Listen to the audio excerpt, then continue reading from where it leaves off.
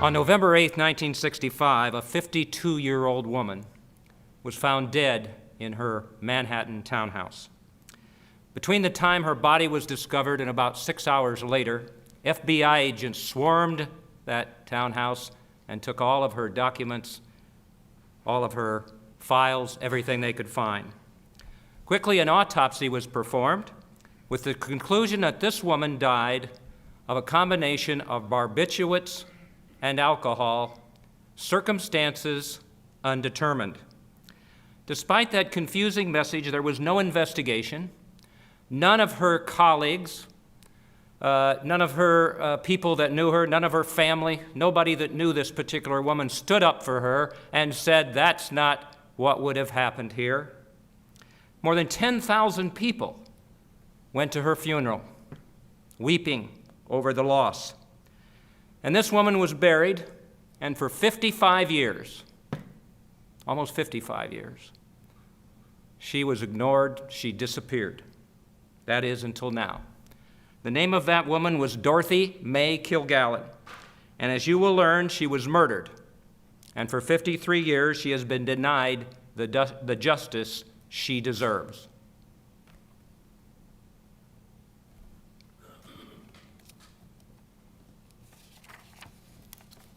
Time now for everybody's favorite guessing game, What's My Line?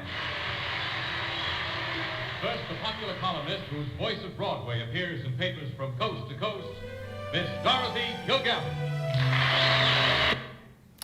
Okay, how many people remember Dorothy Kilgallen from What's My Line? There must be somebody out there who doesn't. Well, you know, that's exactly where I stood. That's all I knew about her. That's all I knew about her. What's My Line? Well, now I've written 2 books about her, The Reporter Who Knew Too Much and Denial of Justice. Let me explain, too. This is my 4th book about the assassinations. The first one had to do with this guy, Melvin Belli. How many of you remember Melvin Belli? All right, well, I knew Mr. Belli in the 1980s in San Francisco. I practiced law in his building. I got to know him. Quite a character. As you know, he represented Jack Ruby. And when Belli died in 1996, I decided to write a biography of him because I looked at 2 autobiographies he had written, and they conflicted. Now think about that a minute. But that was Belli. What was most interesting to me was Belli's representation of Jack Ruby. I never bought that psychomotor epilepsy insanity defense. For God's sakes, it made no sense, and you're going to hear more about that tonight because it didn't make any sense. But more than that, too, about Belli's affiliation with the Mafia. He loved the Mafia, one guy told me, and the Mafia loved him. His main client was Mickey Cohen, who was a Los Angeles gangster. He loved to be around him and have people think that he was a mobster. So I finished that book, and while I was looking at that, I'm a former criminal defense lawyer, and I've analyzed cases on television and so on and so forth, and I always looked at motive.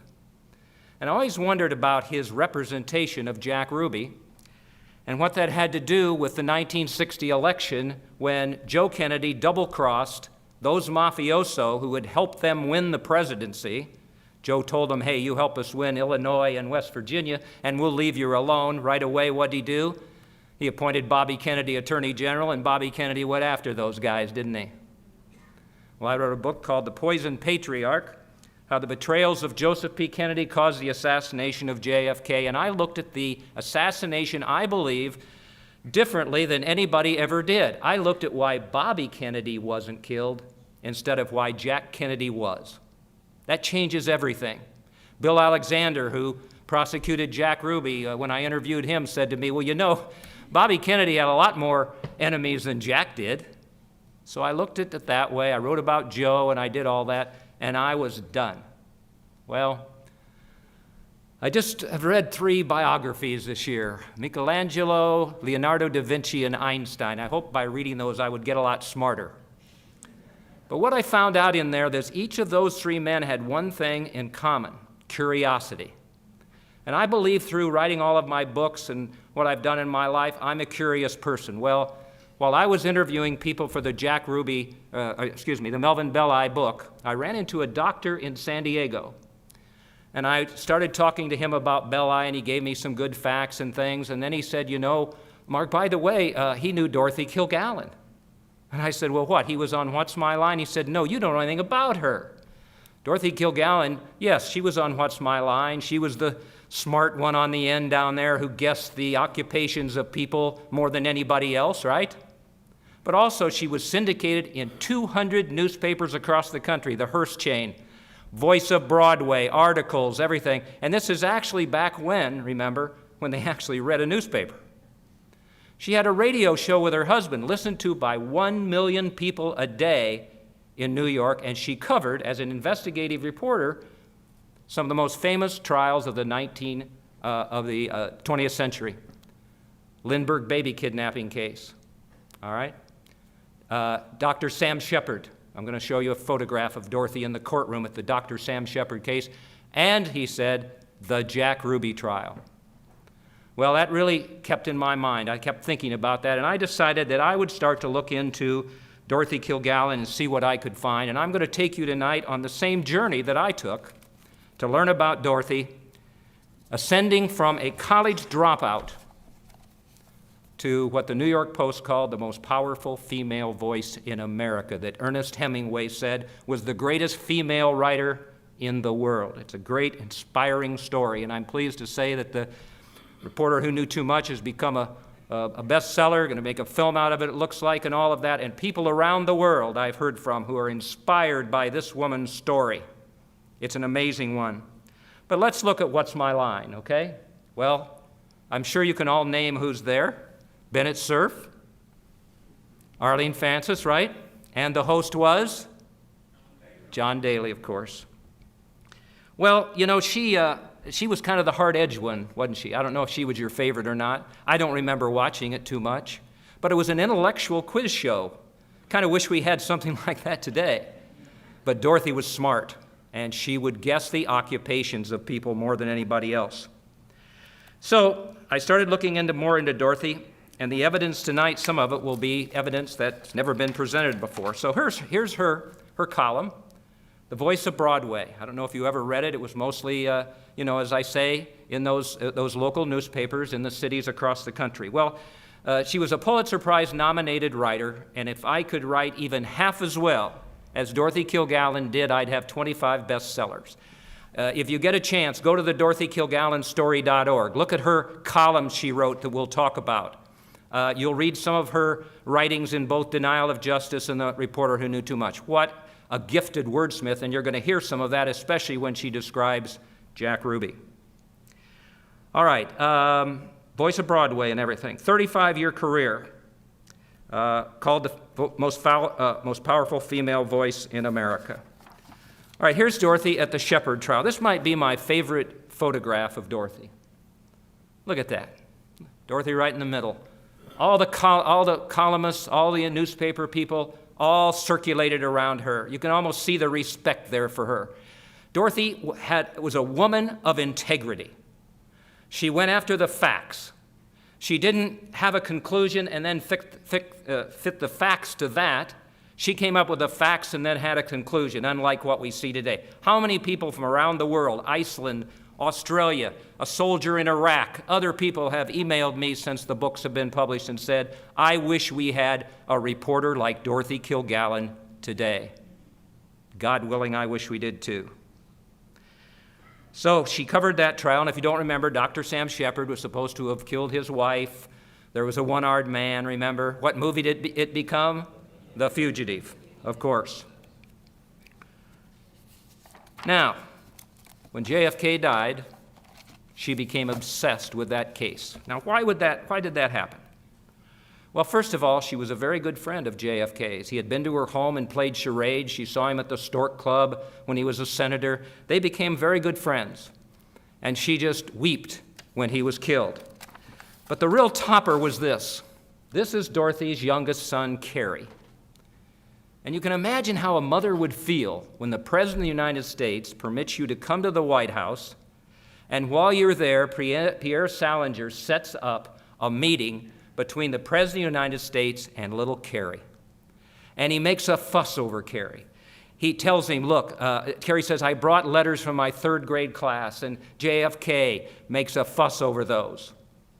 It gives him a PT-109 pin. just makes a real fuss over him. And so when Dorothy tried to describe what had happened when JFK was dead, this is what she wrote.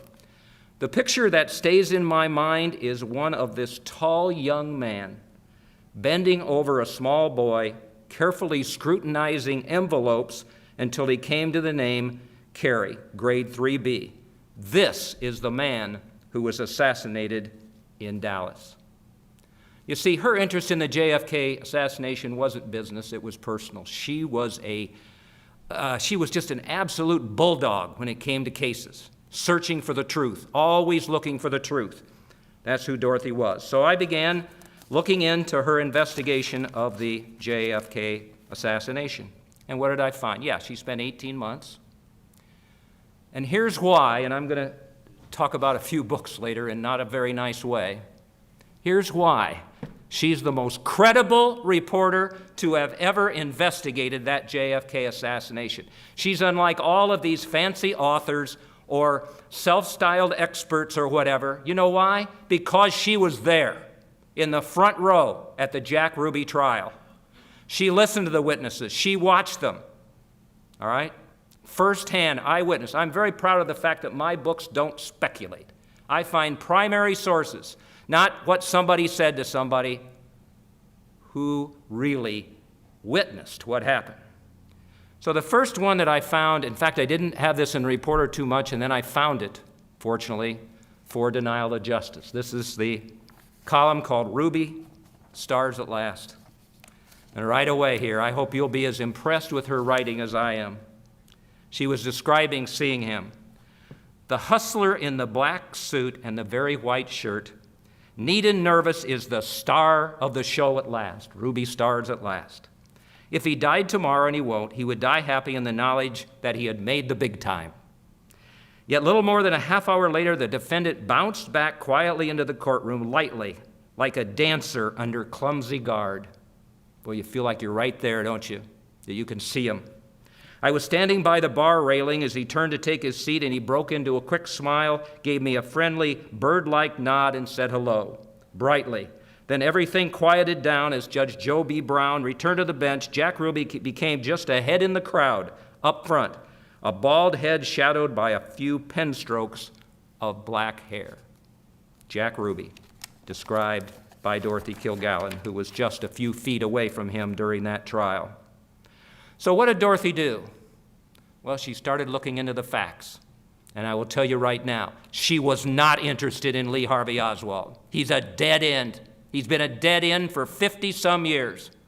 And yet there are those people who will continue to perpetuate this ludicrous Oswald alone theory. Well, Dorothy didn't buy it. She looked at the one person that she could investigate and where she would find the truth, and who was that? It was Jack Ruby. First thing she did was ingratiate herself with Melvin Belli, Joe Tonnehill, and the defense team.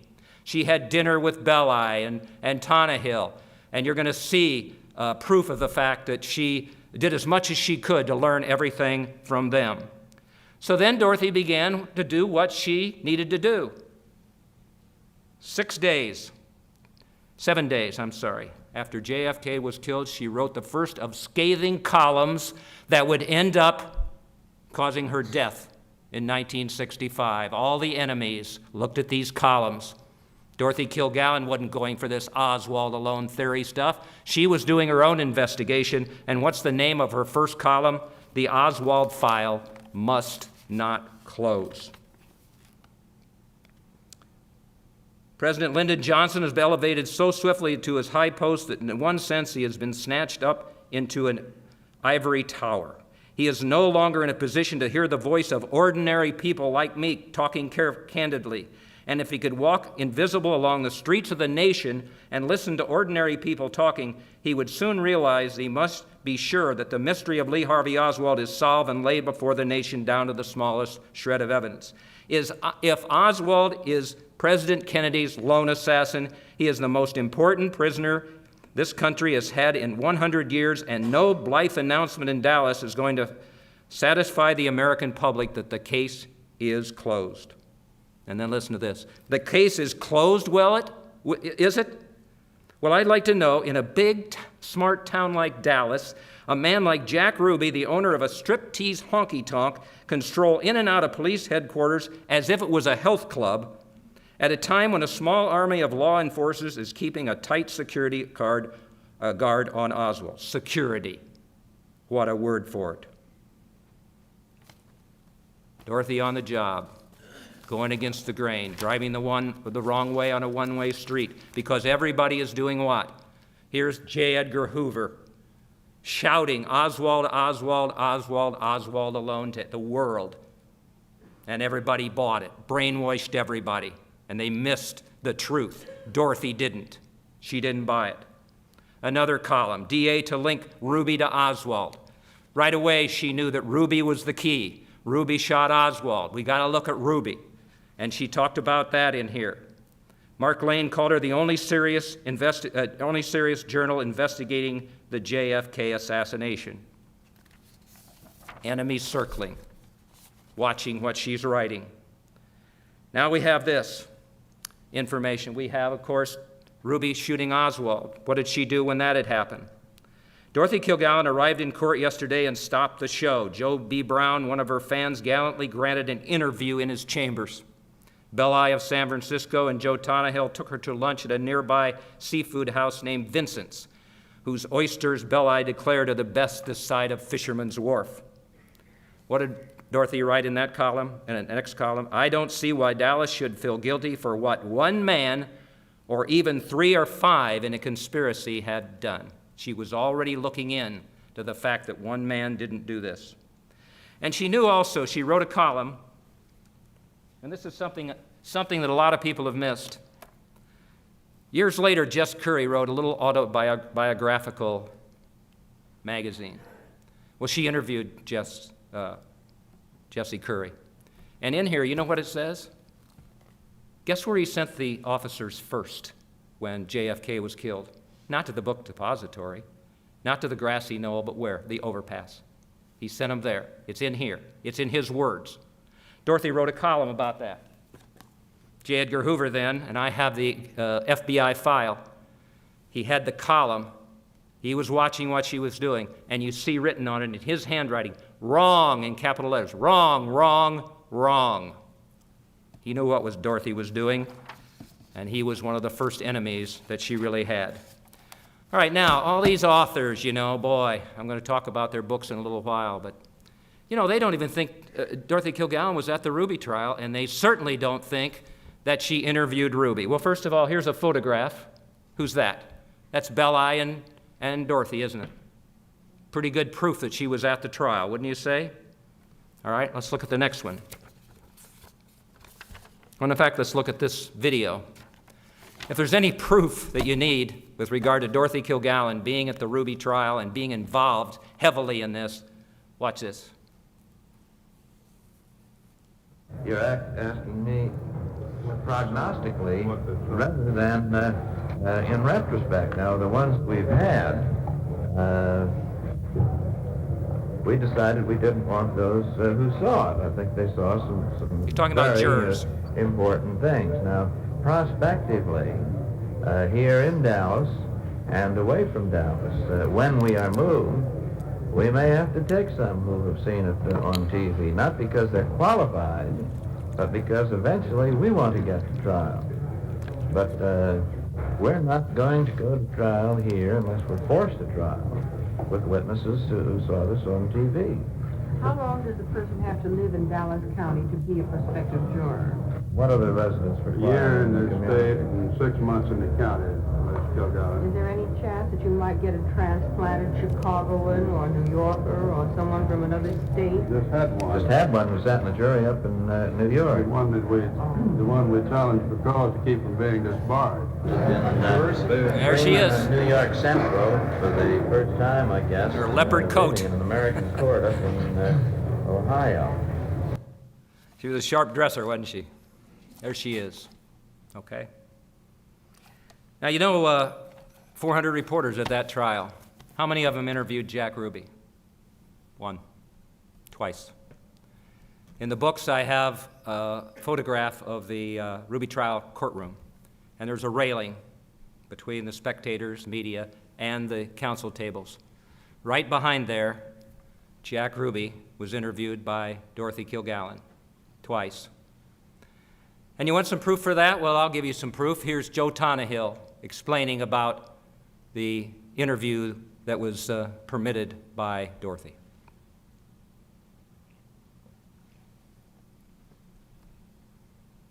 He wasn't uttering nonsense because this interview with her was a very significant point in his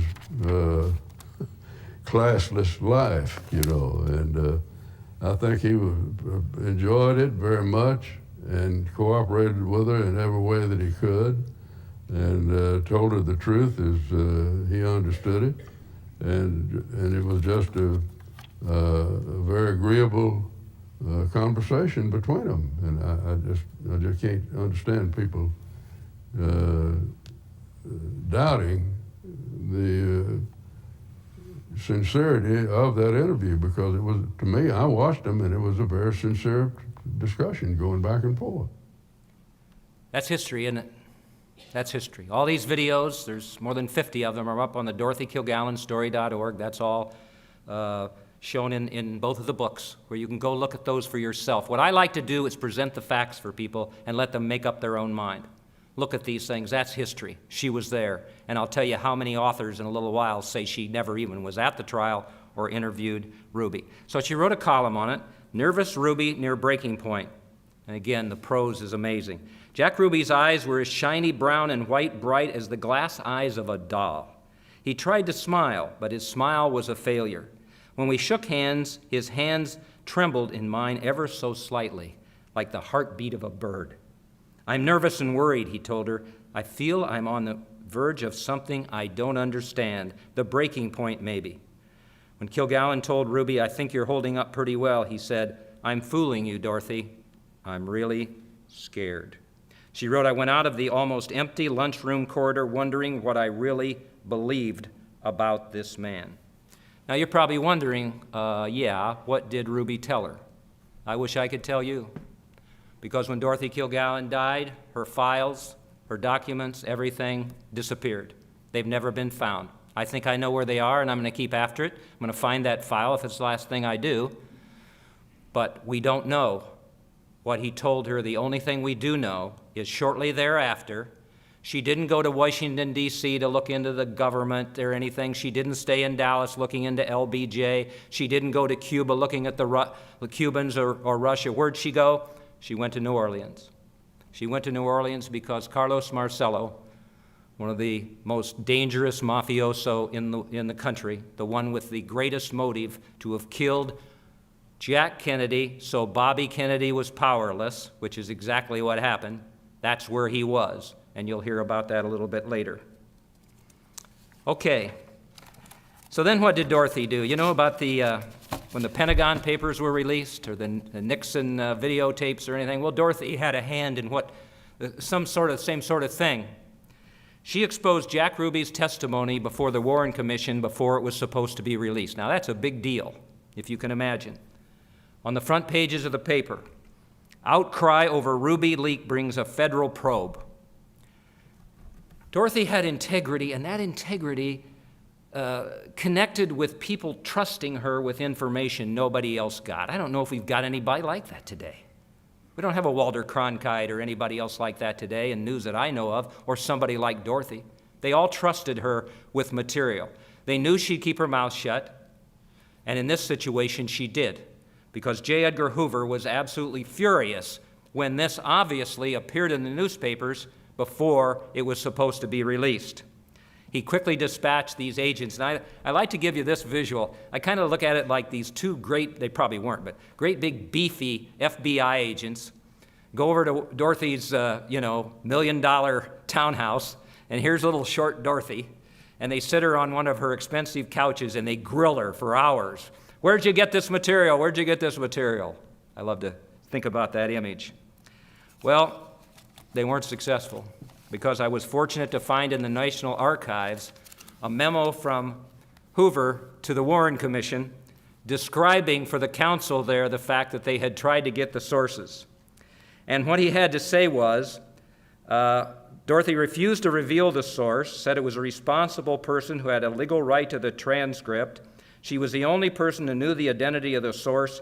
And if you want one comment for her that describes the integrity of this woman, it is this one, that she was the only person who knew the identity of the source, and she would die rather than reveal his identity.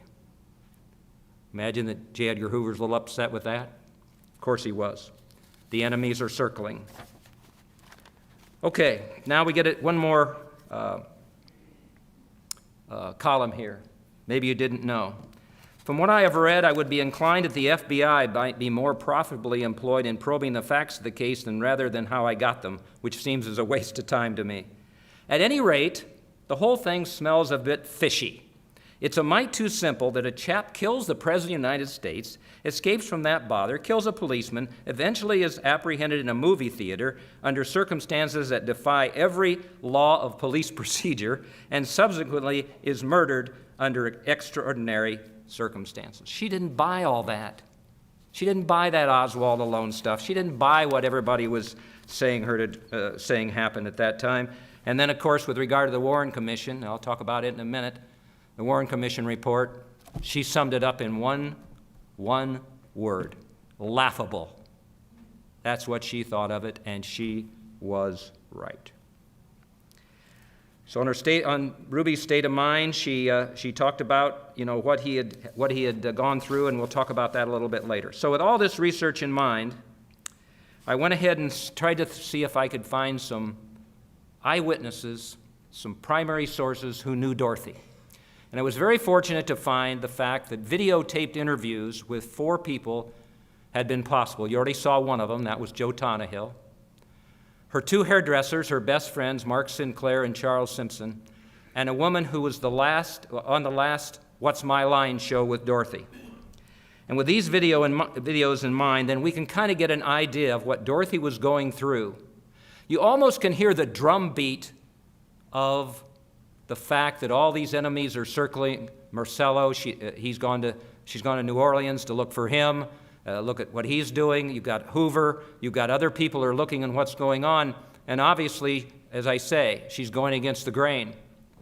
Well, let's see if we can figure out exactly what was going on in her mind. So let's start with Mark Sinclair. He was a very, very close friend of hers, her hairdresser. She trusted him with everything. And this is what he had to say about her talking about, they all knew that she was investigating the JFK assassination. All right. He actually went to New Orleans with her, by the way, and while they were there, and she was putting together what she believed would work. By the way, she was working on a book for Random House that she was going to publish at the end of 1965, just after, a few months after she actually died in November. And in that, she was going to put all of her facts, conclusions, evidence, and everything in there. And Sinclair went with her to New Orleans to tie things up, and she immediately sent him right back to New York and said, "Don't ever tell anybody you were here. Go back there now, and don't ask me any questions." Then he also then talks about what she said about what she was doing, her investigation.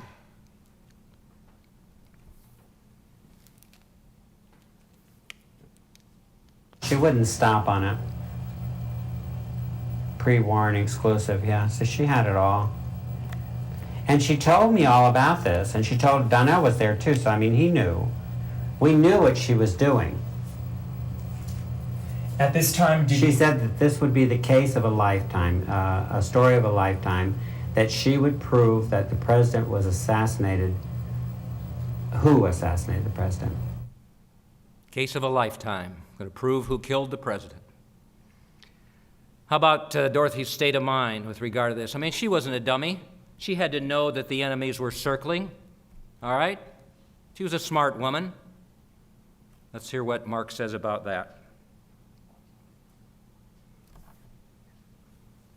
Around this time, you used to get her ready for her What's My Line show, and you would sometimes play the game of What's My Line. Yeah, I played it all the time, yes. Where you would pretend to be a contestant, like you make... We would play the game. Donnell was there, and we would play the game around her.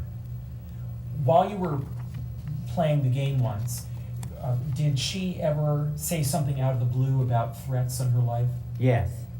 She told me that this is a couple of weeks before she died, or maybe 3 or 4 weeks before she died. I'm not sure the time anymore. But she told me she was going to get a gun because her life was being threatened, and she was scared for her life and for her family. Going to get a gun. Scared for her life. Scared for her family. Gives you a chill almost. She told other people, yes, I'm going to break the real story and have the biggest scoop of the century. And one of Dorothy's problems with this, and one of the things that led to her death, was that she was a blabbermouth. She told everybody what she was doing. She made comments like that in public. And again, these enemies are out there. Hoover, who wants to just bundle up the thing and have it go away. Marcello, other people who could have been exposed in her book for Random House. So let's also get then the opinion of another hairdresser, and that's Charles Simpson. Let's see what he has to say about Dorothy's last days. This is Charles Simpson. Did you have the feeling that she was investigating the murder case of Jack Ruby killing Oswald and Oswald killing Kennedy? Was she digging into that? She never quit. She never quit. She dug up something. She dug up something about the assassination of President Kennedy that somebody didn't want her to know, because she even told us of her own volition. She said, I used to share things with you guys, and she said, but after I have found out now what I know, she said, if the wrong people knew what I know, it would cost me my life. And she Hope was you can dead all about hear that. If the wrong 9 months people later. knew what I know, it could cost me my life. And then Charles Simpson about the Warren Commission and what she was doing. She had a copy of the Warren Commission testimony sometime before. She printed it on. She printed on the front page of the Journal American before the president received it, and therein lies the tale. From then on, we were stalked. Who's we? Mark, myself, our phones were tapped. They were trying to find out where she got her information from. That she could get this information before the president got it, who was then President Johnson. Now, it's easy to talk about this now because it's so many years later, but try to put yourself in that situation that Dorothy was in, all right? It's like today when somebody knows something that nobody else knows, and they realize if they expose it, they're going to be subject to, who knows what can happen. But Dorothy knew that she knew too much. She was the reporter who knew too much. And so she's scared. People have asked me, why didn't she take measures? Yeah, she bought a gun and all that. Well, she thought she was invincible. She was the biggest star of the time on Broadway and across the country. The most powerful female voice in America. She didn't think anybody could touch her.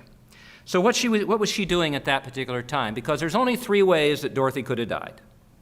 She could have committed suicide, accidental death, or what? Murder. Well, Dorothy was Catholic to begin with, so suicide's a question mark. Plus, she was on top of the world. She was planning a trip to London. She was working on the tell-all book for Random House. She had a movie deal for the book. She had a lunch planned for the Monday after she died. All of those things were happening, and Mark Sinclair, if you saw a video, said she was just sparkling on the night she went to What's My Line. He helped her put on a special dress. He put some flowers in her hair. All of that kind of thing. And then if you watch the last What's My Line show, and I'm pleased that an awful lot of young people have been inspired by Dorothy and they watch her now on What's My Line. If you get a chance, go in there and take a look at some of those What's My Line show. The best one, probably the funniest, is one with Groucho Marx that you would enjoy. But watch her last show. Now remember, the medical examiner says what? She died of barbiturate and alcohol, right? So, what happened that evening? Was she groggy on What's My Line? Did she show signs of some drug problem or something like that? Joe Tonahill, in an interview, says he had lunch with her in New York about a month, I think, before she died. Her mind was sharp. She was just in great spirits and all this kind of thing, okay? Well, on that last show, you're going to see, once again, Dorothy guesses occupations like none of the others could. And one of them was with Catherine Stone that we'll mention in just a minute, but you can see that. So what does Dorothy do? She is on What's My Line. She leaves there and goes to a bar in New York called P.J. Clark's. Maybe you've been there. I've been there. I've sat right next to where Dorothy sat on November 7th, 1965, right there. She had fun, and then she met a mystery man. Dorothy Kilgallen, in my books, it's warts and all. Okay, Dorothy had a side to her that many people would probably have problems with. Her husband, Richard, was a Broadway producer when she met him. He fell on hard times. His creative abilities went nowhere. He ended up being an alcoholic. He ended up wandering around with other women, and Dorothy finally was lonely, and she ended up going out with a singer that many of you may remember named Johnny Ray, the little white cloud that cried. Remember that song? He was a known homosexual. Well, he wasn't a homosexual. He was obviously a heterosexual because they had a torrid love affair, to the extent that I will tell you right now that Dorothy's son, Cary, and this was something I had to really consider whether to put in the books, is not Richard's son. He is Johnny Ray's son.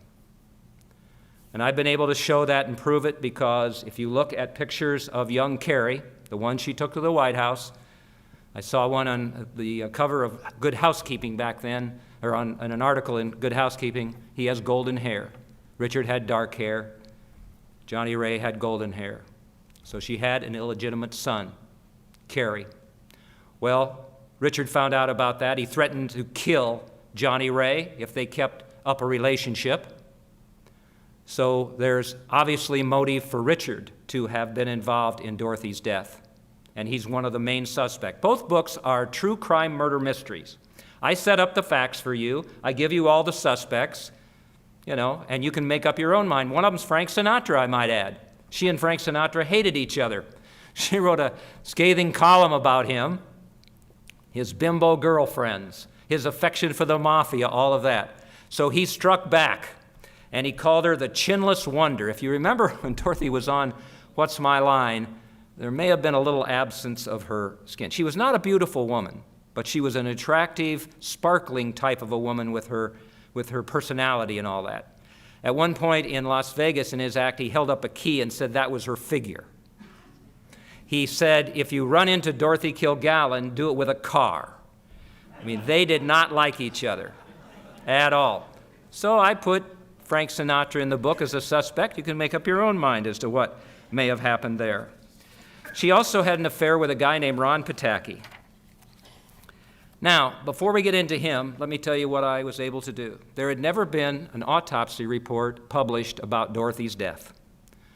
Well, I couldn't find one either, and the New York Medical Examiner's Office wouldn't give me one because what? I'm not a member of the family.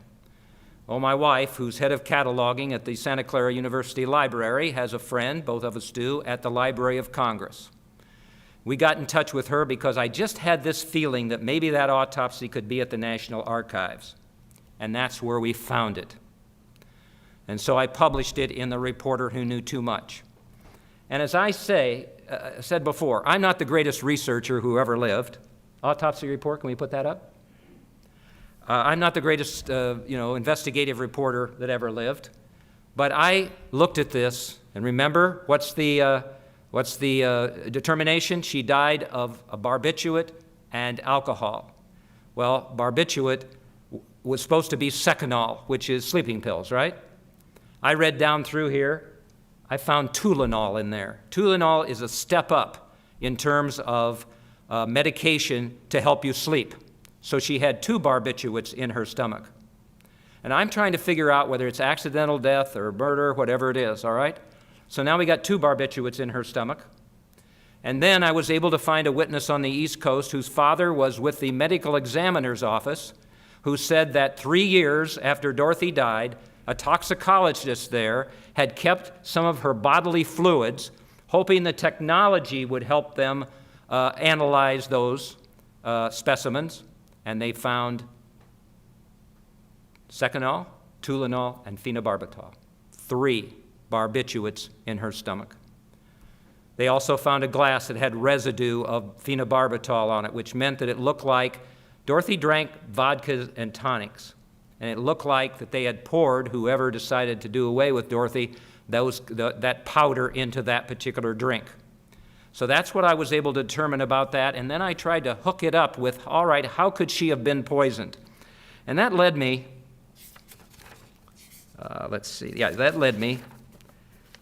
to this particular guy, Ron Pataki. We'll show a picture of him in a minute, but Ron Pataki, if I don't have it up there now, we'll show it in a minute. Ron Pataki was a journalist in the Midwest, much younger than Dorothy, 22 years younger, and he kind of latched onto her right as she was investigating the JFK assassination, perhaps by accident, perhaps by not. They had a torrid love affair, according to her. He said they didn't, but I pretty much proved that that had happened. So on the night before she died, she went to P.J. Clark's, and then she went to the Regency Hotel, and that's where Catherine Stone, a witness who was on the last What's My Line program, Dorothy guessed her occupation as selling dynamite, saw Dorothy with a mystery man at the Regency Hotel bar. Now, Pataki, Dorothy shared her JFK assassination investigation evidence with him. And we believe that she thought, and we found that through Mark Sinclair, that he thought she was leaking her information to the wrong people. And they had a showdown that night at the Regency Hotel bar. We believe that, and I'll give you some more information about Pataki in a minute that really shows exactly what happened. We believe that he either poisoned her with barbiturates put into her vodka and tonic drink at the bar, or accompanied her home and did it there. Again, the facts are presented for you, and you can make up your own mind. But please put up the poem, one of the poems that he's written. I interviewed Ron Pataki 3 or 4 times. I told him I felt like he was the main suspect in her death. He made all kinds of, defenses against all of that happening, but I proved that, there was motive on his part because she was going to expose him as leaking her JFK assassination information. And there were other motives as well. So I was able to find on Ron's website this poem. Although he wrote 2 poems, one of them was, the first one that I found was, "Never trust a stiff at a typewriter. There's a way to quench a gossip's stench that never fails. One cannot write if zippered tight. Somebody who's dead can tell no tales." Who does that sound like? He said it was just a humorous poem. If that one's not bad enough, try this one. Vodka roulette, seen as relief possibility. While I'm spilling my guts, she's driving me nuts. Please fetch us 2 drinks on the run. Just skip all the noise and make one of them poison, and don't even tell me which one. You know, one of the things that you worry about as a criminal defense lawyer is if your client provides facts that only the killer could know. All right? Those are facts only the killer could know. He didn't know anything about there wasn't anything publicized about how Dorothy had died. Proof positive that obviously he was involved some way in her death. Ron Pataki. All right, so then I'd written The Reporter Who Knew Too Much, and I could have quit right there, but I decided to write a second book because of 3 or 4 reasons. So, Reporter Who Knew Too Much, followed by Denial of Justice. And one of the things that happened as I was writing this, I always felt like kind of Dorothy was guiding me. And I'll tell you this, and you may think I'm crazy, I kind of think she chose me to write her story. I'm not sure why. If she did, I'm very honored that she did. But every once in a while, I'd get this idea or something. It just felt like she was guiding me along. And this is I was able to, through I felt some guidance from Dorothy, find the daughter of Dorothy's butler, James Clement. That's who this man is. And my wife and I went to New York City, and we were able to interview Brenda DeJordan, the daughter, and boy, it just opened the floodgates. She could tell us about the parties at Dorothy's at the townhouse, and Sammy Davis Jr. and Jane Mansfield being there, and Jane Mansfield taking off her clothes and her father having to help her put them back on. I mean, there's just some great stories that she could tell us.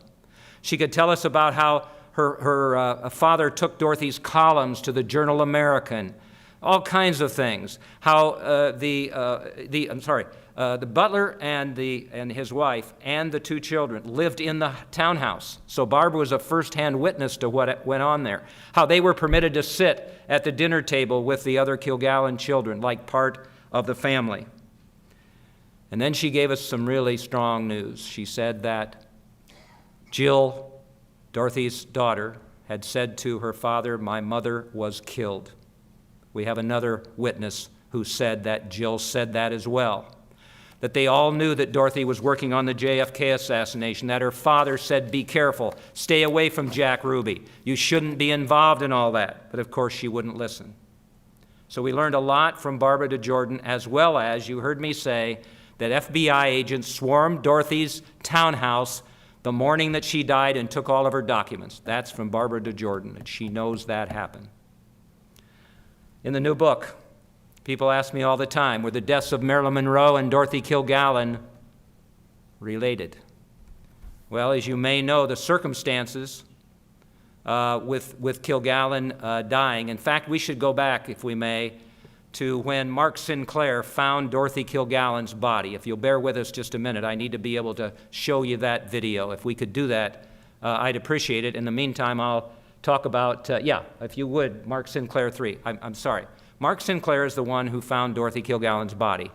These are the sad, this is the sad chronicle of that. Did she tell you what her plans were for later that night after What's My Line? She was going home afterwards. Well, But obviously she didn't, because she went to the Regency.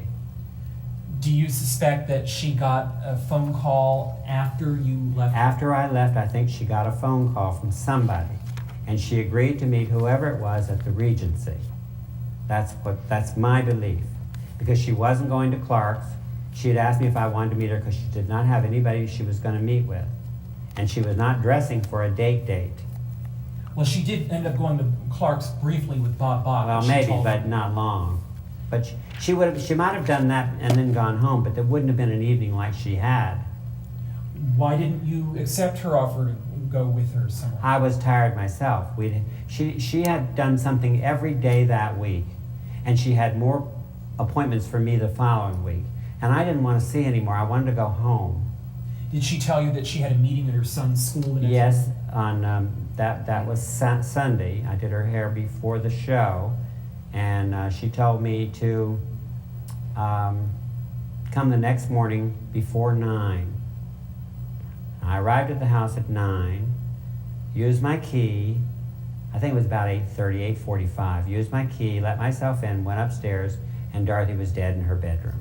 You went to the third floor bedroom that she did not sleep in that room. She did not sleep in that room. And when I entered, Dorothy was not in that room, but the air conditioning was on. It was cold out. That's the room. What about that air conditioning vent? Was that? No, that's the dressing room. Oh, no. That's a heater. That's not an air conditioner.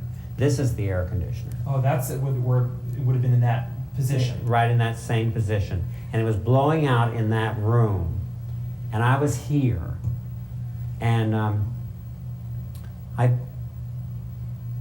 the light was on, and she wasn't there. So I turned on my curling irons, and I walked into the bedroom, not thinking that she would be there. And she was sitting up in bed, and I walked over to the bed and touched her, and I knew she was dead right away. And how was the bed made up? The bed was spotless. She was dressed very peculiarly. She was dressed like I've never seen her before. She always dressed in pajamas and old socks, and her makeup was off, and her hair was off, and everything was done. She was completely dressed like she was going out. The hair was in place, the makeup was on, the false eyelashes were on, the matching peignoir and robe, book laid out on the bed, a drink on the table, the light was on, the air conditioning was on. Though you didn't need an air conditioner, you would have had the heat on, and she was always cold. And why she had the air conditioning on, I don't know. Possibly someone else had turned it on. Well, maybe to keep the body at a certain temperature, you know. Was the glass on the bedside table within her reach? It was on the right-hand side. No, it was way away, way over. And the book, it was turned upside down. It wasn't in the right position for if you'd been reading, laid it down. And it was laid down so perfectly, you know, like that. And one hand, rigor mortis had set in on one hand, the right hand, and it had drawn up the covers a little bit.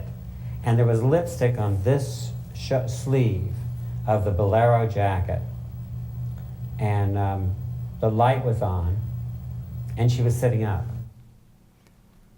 It's even better that we brought it up right here because I want to talk about Marilyn's death as well. But you heard him say, eyelashes, makeup, hairpiece on, clothes she never wore to bed, not in the bedroom she ever slept in, book upside down, no reading glasses, no nothing. Does that sound like a staged death scene to you? No investigation.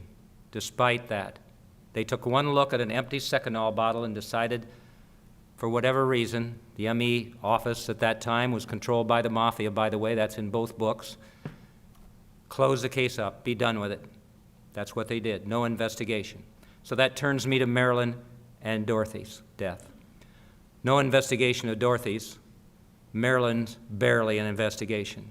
I will tell you right now, and one of the things I'm working on if I write a third book is this. The Marilyn Monroe's death was a dress rehearsal for how they killed Dorothy. A lot of similarities there. Drug overdose, found in a bedroom, all these other kind of things. That's something I'm going to investigate as I go along. Okay, here's Pataki, that was Dorothy's boyfriend that I told you about. One quick thing about him, because I want to move on a bit. Until recently, I couldn't quite figure out how Pataki ended up involved in Dorothy's death, whether he actually gave her the barbiturates or set it up or whatever. And these things happen when you're researching. I found a casino gambling boss in Las Vegas who told me about the mafia in Vegas and all of that, and then just by chance, while at the end of the interview, asked about Dorothy. He knew who Dorothy was and all of that. And I said, by the way, how about Ron Pataki? He said, well, sure, I know about him. I said, oh, you do? He said, yeah, we knew when Dorothy died that Pataki was around there because, as I understand it, Pataki had gotten himself in some trouble with the wrong people, and those wrong people were pressurizing him. And then they knew that Dorothy Kilgallen was his girlfriend, basically, at the time, and they made a deal. You tell us what Dorothy's going to put in that book for Random House, and if you do, we'll get you out of that trouble. Well, we think that's what happened right now, because what this gentleman said to me gave me a chill when he told me. He said, Pataki told the wrong people, the people in the underworld, whoever they were, Marcello, anybody, whoever that way, the FBI guys, whatever it was, that Dorothy was going to connect, which we believe she already had, Marcello, Oswald, Ruby, and that she was going to show how that whole thing was orchestrated with bringing Melvin Belli into silencing Jack Ruby at trial. And he said to me, when Pataki gave that information out, his words, Dorothy was dead. Dorothy was dead. All right, so I decided to see if I couldn't get the New York District Attorney's Office to investigate Dorothy's death, and I got them to. They did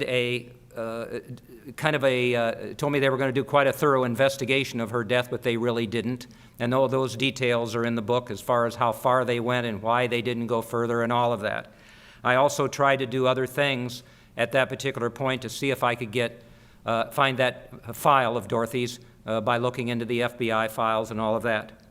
But then something happened that really made a lot of difference, and I want to be able to recognize somebody in the audience because that particular person, in my opinion, is a hero.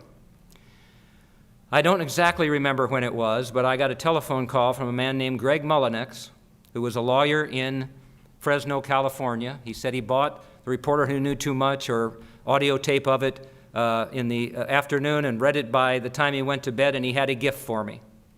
And I said, well, what's that? And he said, I have a copy of the Jack Ruby trial transcripts. That's Greg right there. He deserves a hand. And I'll tell you why. I'll tell you why. I missed them.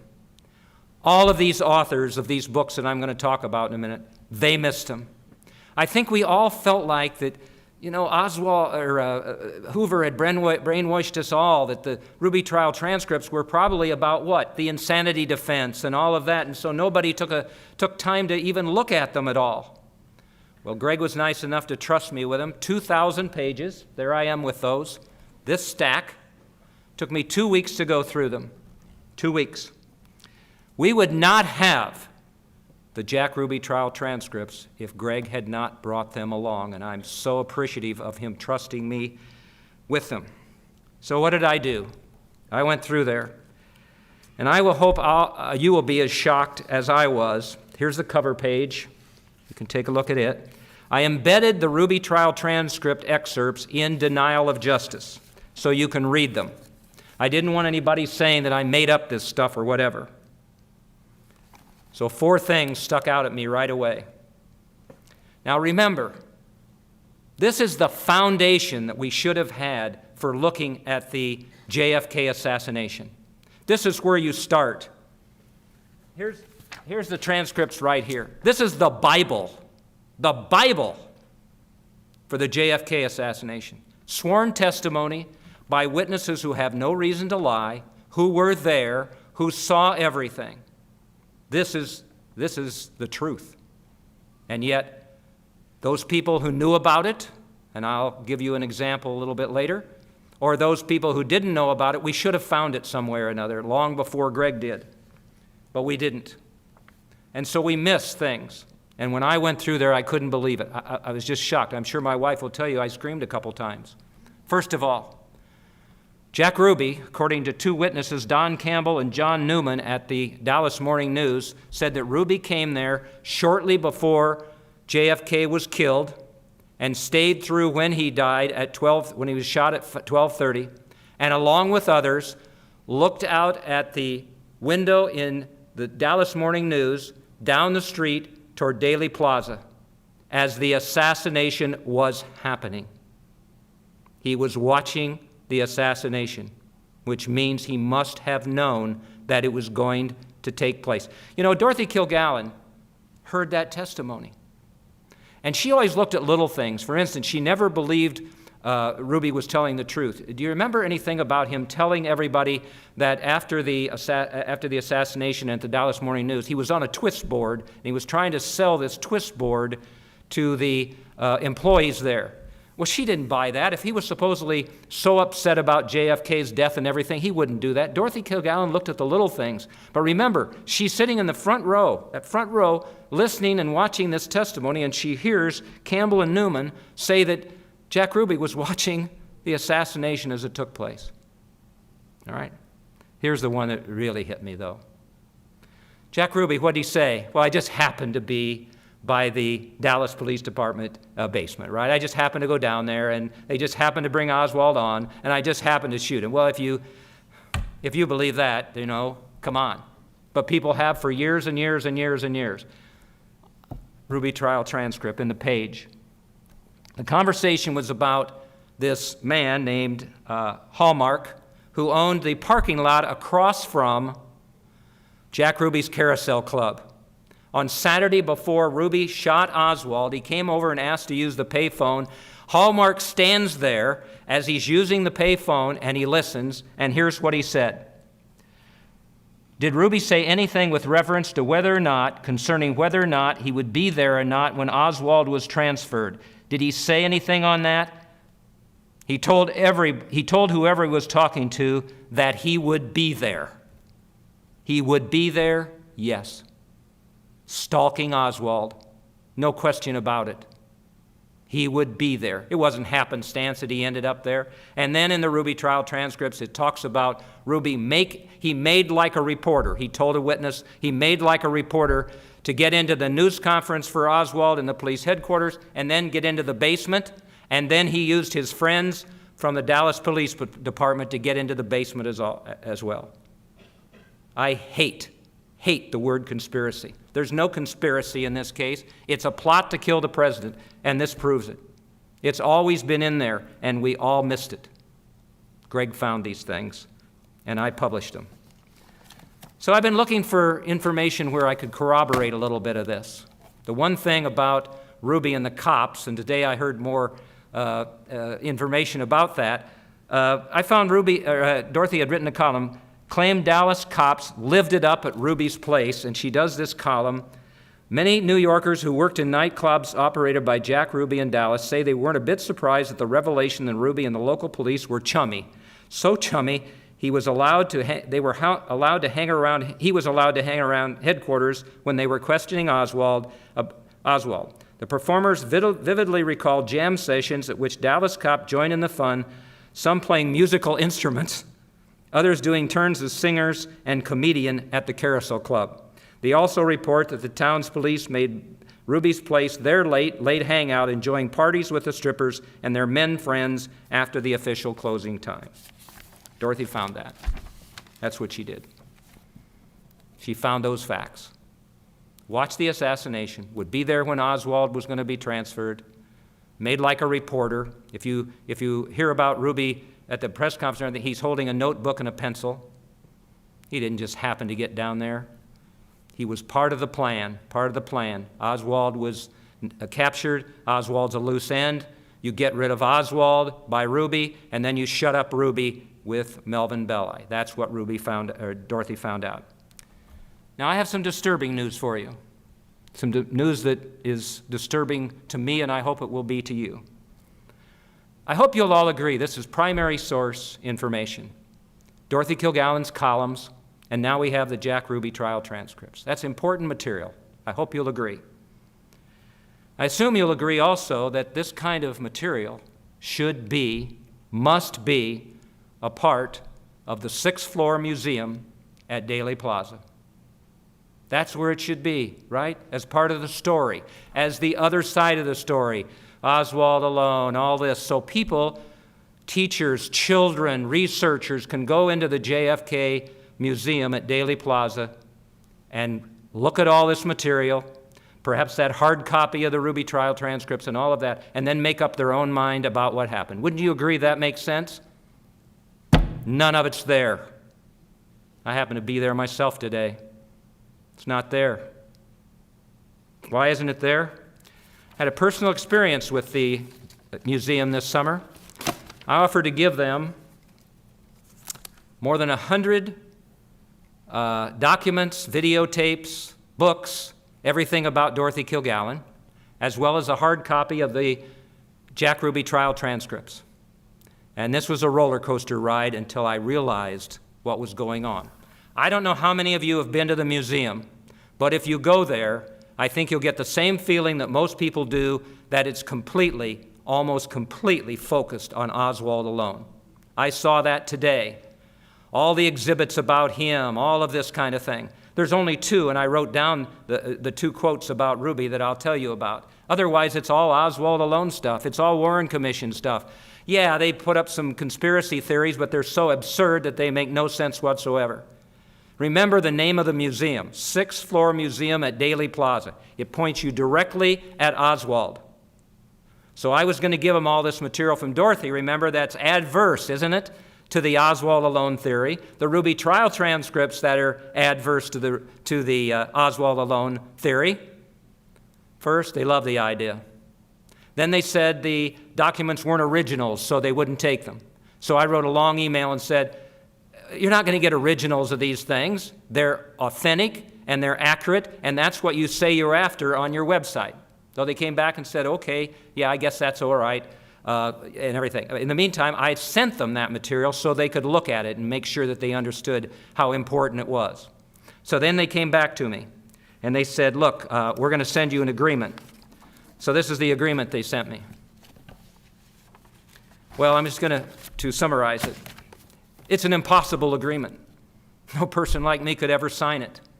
And this is the first indication, really, that I got that they didn't want this, maybe the second. They demanded that I give them all the copyrights to my books, all the copyrights to books that I hadn't even written about Kilgallen.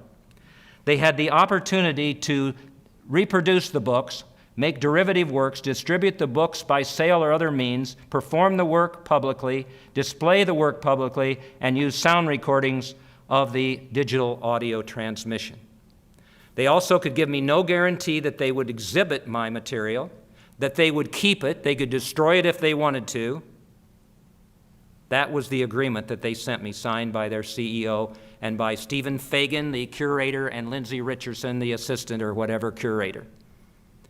Why would you send somebody who's giving you something for nothing, important historical documents about the JFK assassination?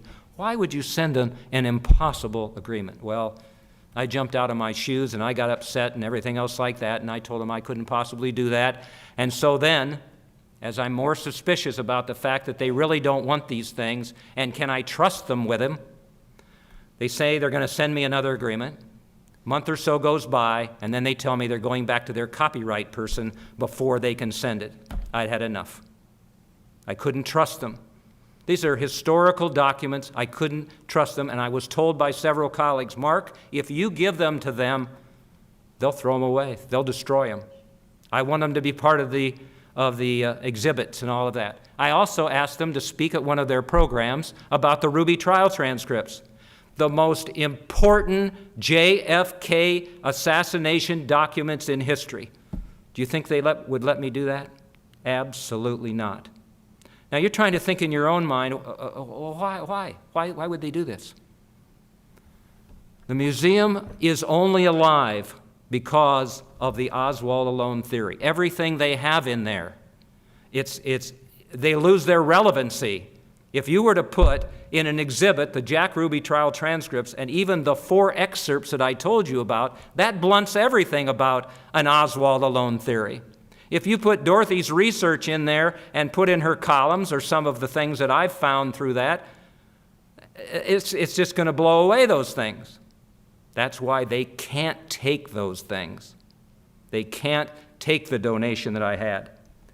For instance, today when I was down there, Greg and his wife were there with my wife and I, and we went around and everything. There are 2 comments about Ruby. A Chicago native known for his temper and erratic behavior, Ruby had childhood ties to organized crime, although mob-related conspiracy theories, evidence suggests that he acted alone. His motives remain in doubt. They know that's not a true statement because they know about the Jack Ruby trial transcripts. In fact, Greg at one point, they offered to give them the transcripts. They said they had some, but they weren't in good condition. So he gave them to him, and what did they do? They didn't put them in an exhibit or anything else. They just put them in their files. They knew about what was in the Ruby trial transcripts, and they weren't about to do anything with it. And then Mr. Fagan, who's now the curator, Assistant Curator Fagan about why, more questions than answers about why Ruby shot Oswald. Very difficult to know because we really don't know what was going through Jack Ruby's mind when he pulled the trigger. Ruby said he did it because of his love for President Kennedy, in part also to spare Mrs. Kennedy from coming back to Dallas to testify at a trial. But then those who knew Ruby well, he doesn't tell who these people are, his friends and co-workers, they suggest something different. They say that Ruby simply wanted to be a hero and thought he might receive a medal for shooting the assassination of the president. They envisioned him standing at the door of his nightclub, the Carousel Club on Commerce, as the man who shot the president. You look at the Jack Ruby trial transcripts. You look at Dorothy Kilgallen's columns. You look at all of that. This is Boulder Dash. And I just wanted to scream today as I watched young children and older children walk into that museum with their instructors and see that junk, one side of the story, and walk out of there some way or another thinking that one person killed the President of the United States. To that extent, I finally filed a complaint with the Attorney General of this state, and I said that under the Deceptive Practices Act, if the museum wants to include certain things in its collection, it can do that. But it can't go out and say, as it does, we are the authority on the assassinations. We have everything you'll want to see. They send out material with advertising saying that. Come to us. We want to show you everything, the truth about the assassinations. The truth isn't there. And now we know for sure that they're deceiving because they won't let the trial transcripts see the light of day or Dorothy's research. I'm still waiting to hear from the Attorney General whether they'll look into this or not. And you know, there's repercussions from this. A lot of repercussions. And what are they? Well, they are the fact that researchers, children, whoever it may be through the years, haven't known the truth. It's interesting to note that these books that have been written about the JFK assassination, okay? JFK and the Unspeakable, James Douglas. The Kennedy Half-Century, Larry J. Sabato. Moment of Madness by Elmer Gertz, written a long time ago. Even Dallas 1963 that talks about Dealey Plaza and other things. The Two Worst Offenders, Case Closed by Gerald Posner. Junk. Reclaiming History, this is the worst one, by Vincent Bugliosi. The Manson Prosecutor, 1,000 pages. I knew Vince. When I found out about Dorothy's research and the fact that she'd interviewed Jack Ruby and she was there and she did all this and the columns I sent him, everything, he said, yeah, Mark, I'll include that in the book. You think it's in here? Absolutely not.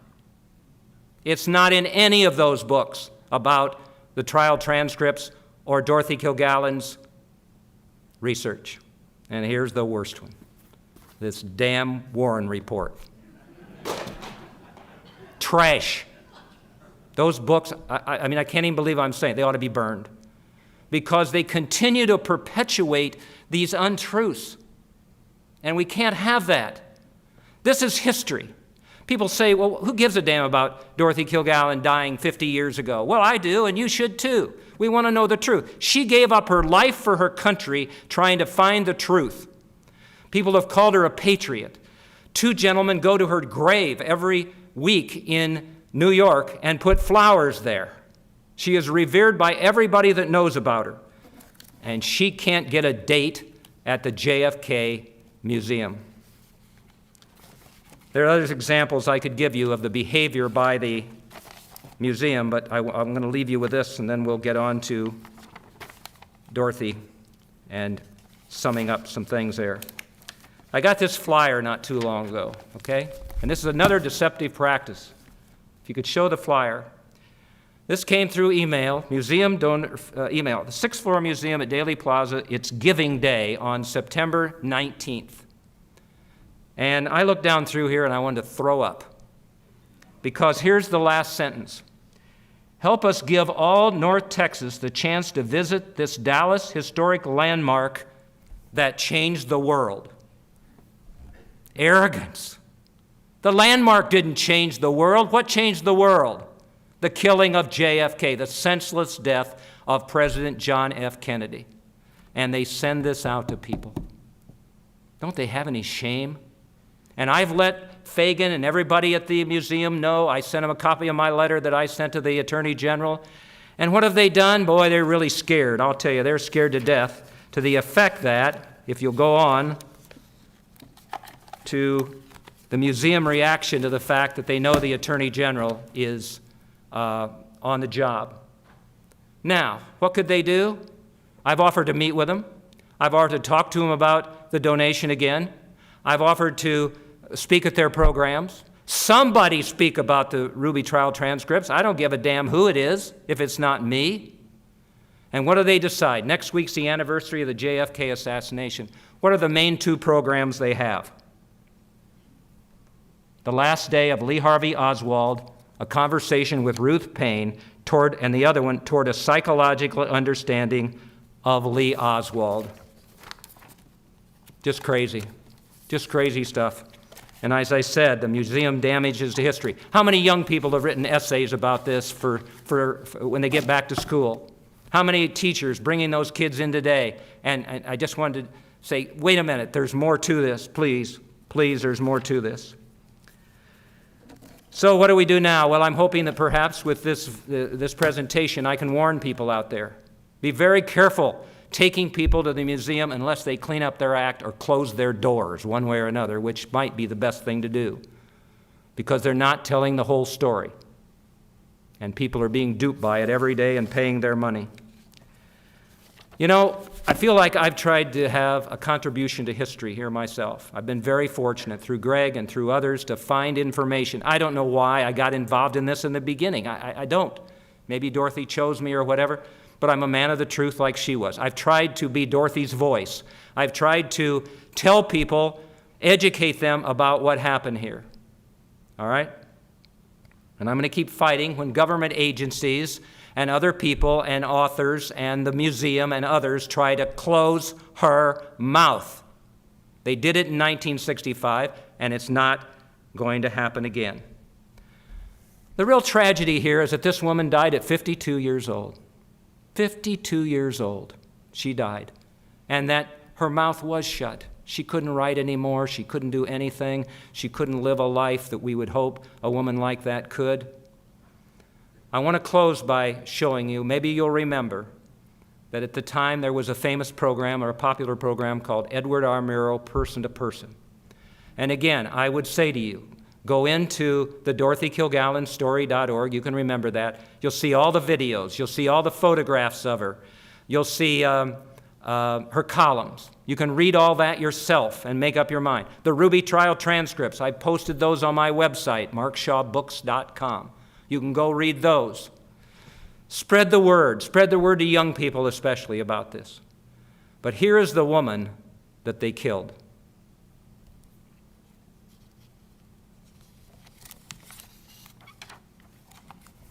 Dorothy, if you had to be confined to one job of the many that you do, which would it be? Well, Ed, I love television. I have so much fun on What's My Line, playing the game, and I love our morning radio program, too. But I think that I would have to settle for my first love and my true love, the newspaper business. It still has me and always will, I think, I hope. Well, God bless you, Dorothy. Thank you very much.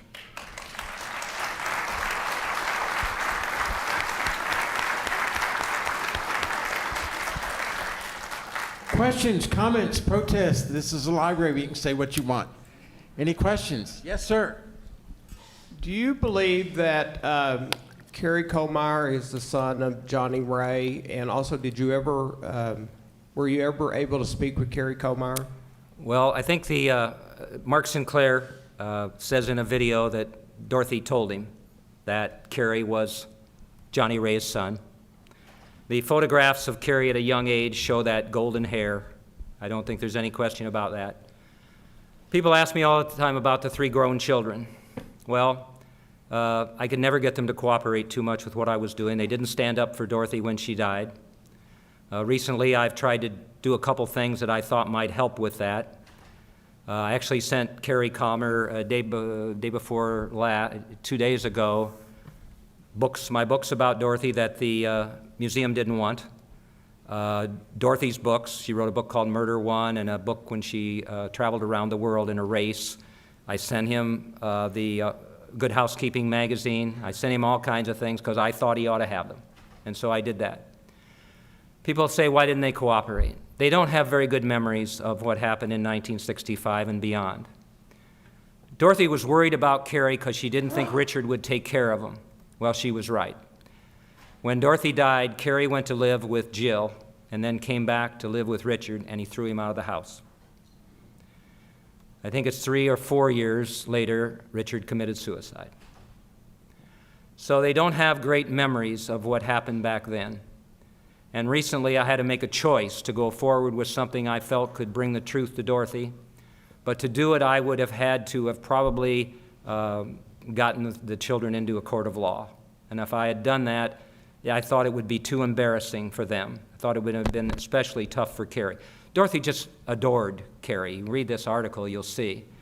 And she changed her will so that he would get an additional amount of money in the will. That will was never found, by the way. We think Richard threw it away. So I'm still hopeful at some particular point they might help with an investigation. I don't know if they think their father killed their mother. I think they believe that Ron Pataki obviously was involved in Dorothy's death. But they also know about her obsession with the JFK assassination. And you see back then what they all thought. The two interviews you saw with the hairdressers, this is kind of amazing. Those are in 1999 and 2000. They waited that long to say anything about Dorothy's death. They never cooperated with anybody. And you know why? Because they said they're still scared. And I have had people, including Dorothy's second cousins in Arizona, who would only talk to a friend and not talk to me because they were scared. They said, we don't want to lose one more family member. Now, this is 40 or 50 years later, but they're still worried out there because all of them knew that what happened to Dorothy. She was killed, and who was she killed by? The same people who killed JFK, the powerful people, Hoover, Marcello, whoever else it may have been. So I hope that answers your question. I hope that at some particular point, you know, I've never heard from them, so I don't know if they're appreciative of what I've done or not. I hope they are, because thousands of people around the world have heard about Dorothy, and hopefully, you know, she's gotten her reputation back. Yes, sir. You talk about Marcello, and he's kind of not very far down the beaten path. I don't know if you know who Jeannie Carmen was. Do you know who she was? I do not. I'm afraid not. Okay. Well, Jeannie was one of Marilyn's best friends. All right. And her children published a book posthumously that said that Johnny Rosselli indicated that Marilyn was killed by Marcello's people, and that it wasn't the first time that he'd done that sort of thing. And No, I don't think it, if you don't mind, I don't think it would be the first time. He was a ruthless guy. His billion-dollar empire in New Orleans stretched to Dallas.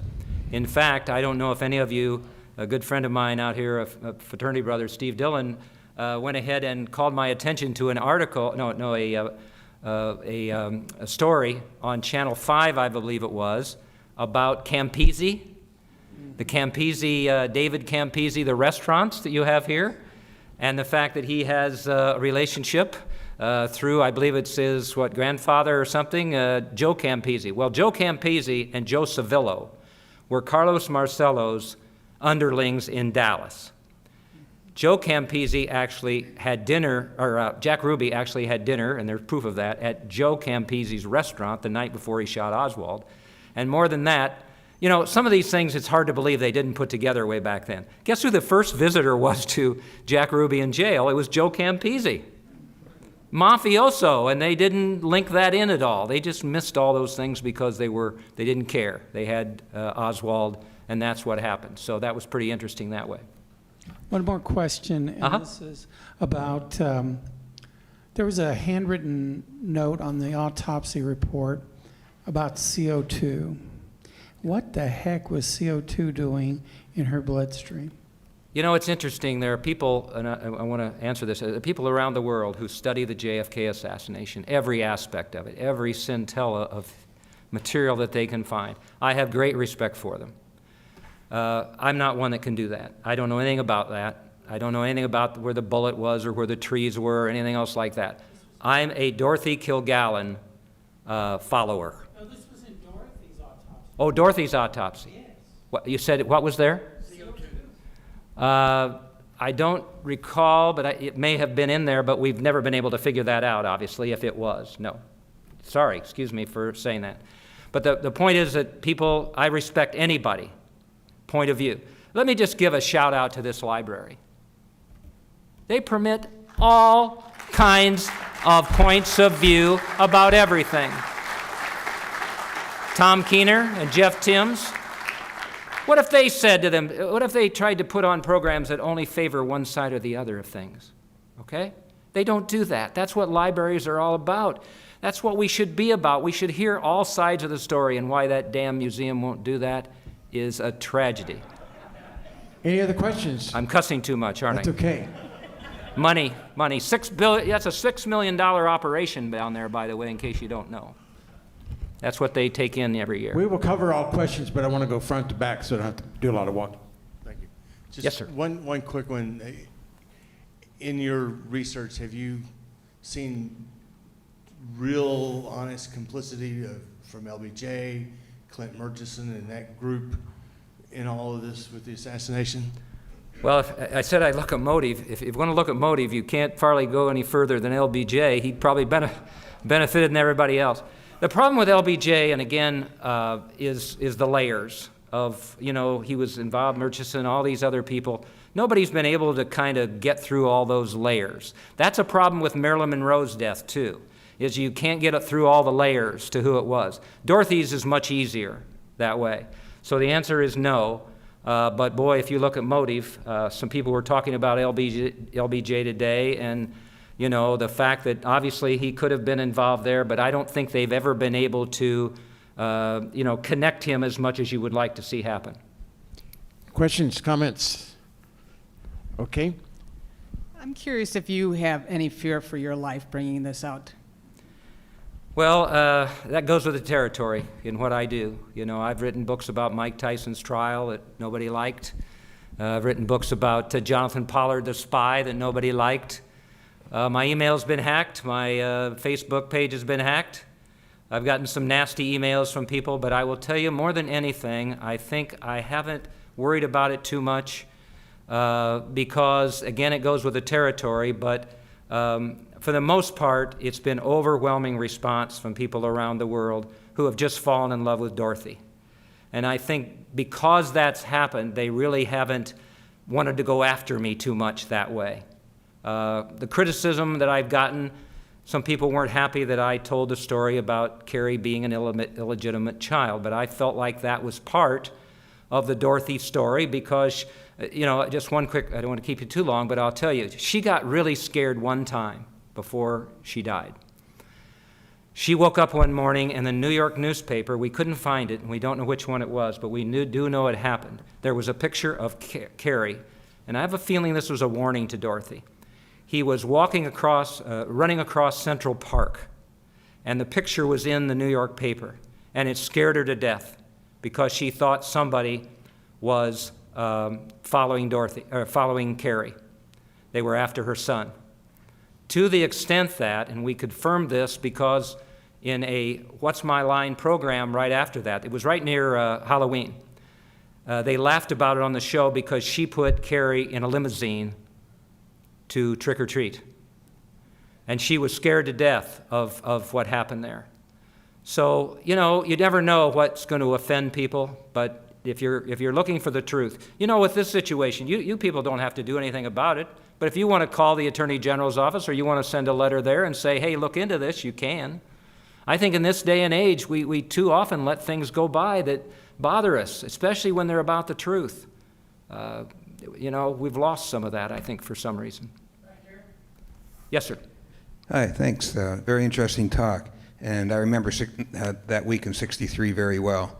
But there's something that Jack Ruby supposedly said that I think I got it from there. 30 years ago, there was a JFK assassination center at the West End when it was a popular place to go in Dallas. Well, is that right? Yeah, they had a lot of information there, but there's a comment that Jack Ruby made that take me to Washington, I'll talk, but if I stay in Dallas, I'm a dead man. I was wondering if you ever heard that. Well, yeah, and I think it was part of that one where he said, I can't ever tell what happened, the truth, and all that kind of thing. Again, remember, I'm not putting down people who go for this Oswald thing, but Ruby was the key. He was the key. And Dorothy knew that. And that's why she focused so much on him and, exposed his Warren Commission testimony and interviewed him, and nobody else did that.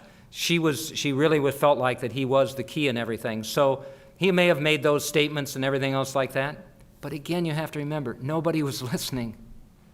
Nobody was listening. Those columns were out there. She wrote 8 or 10 columns basically saying the Oswald alone theory is baloney.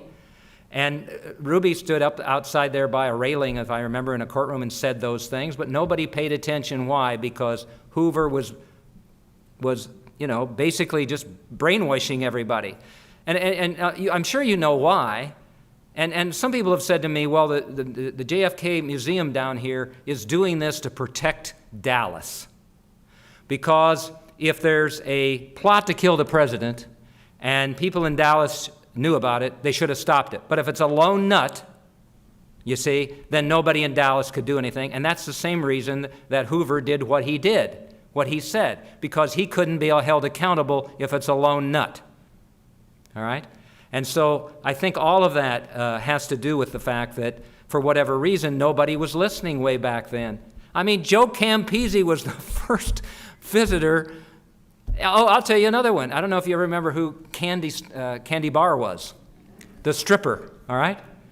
Well, Candy Barr got in trouble for marijuana possession. Do you remember this? All right. Well, when I interviewed Bill Alexander, I didn't realize Bill Alexander prosecuted Candy Barr for that marijuana possession in front of what judge? Joe Brown, the same judge, okay?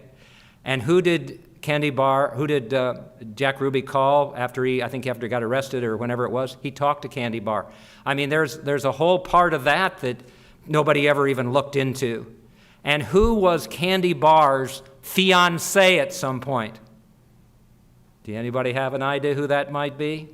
Mickey Cohen, Belli's main client. And Belli handled the appeal for Candy Barr. I mean, there's a million ways you can go with some of this, but nobody figured that out.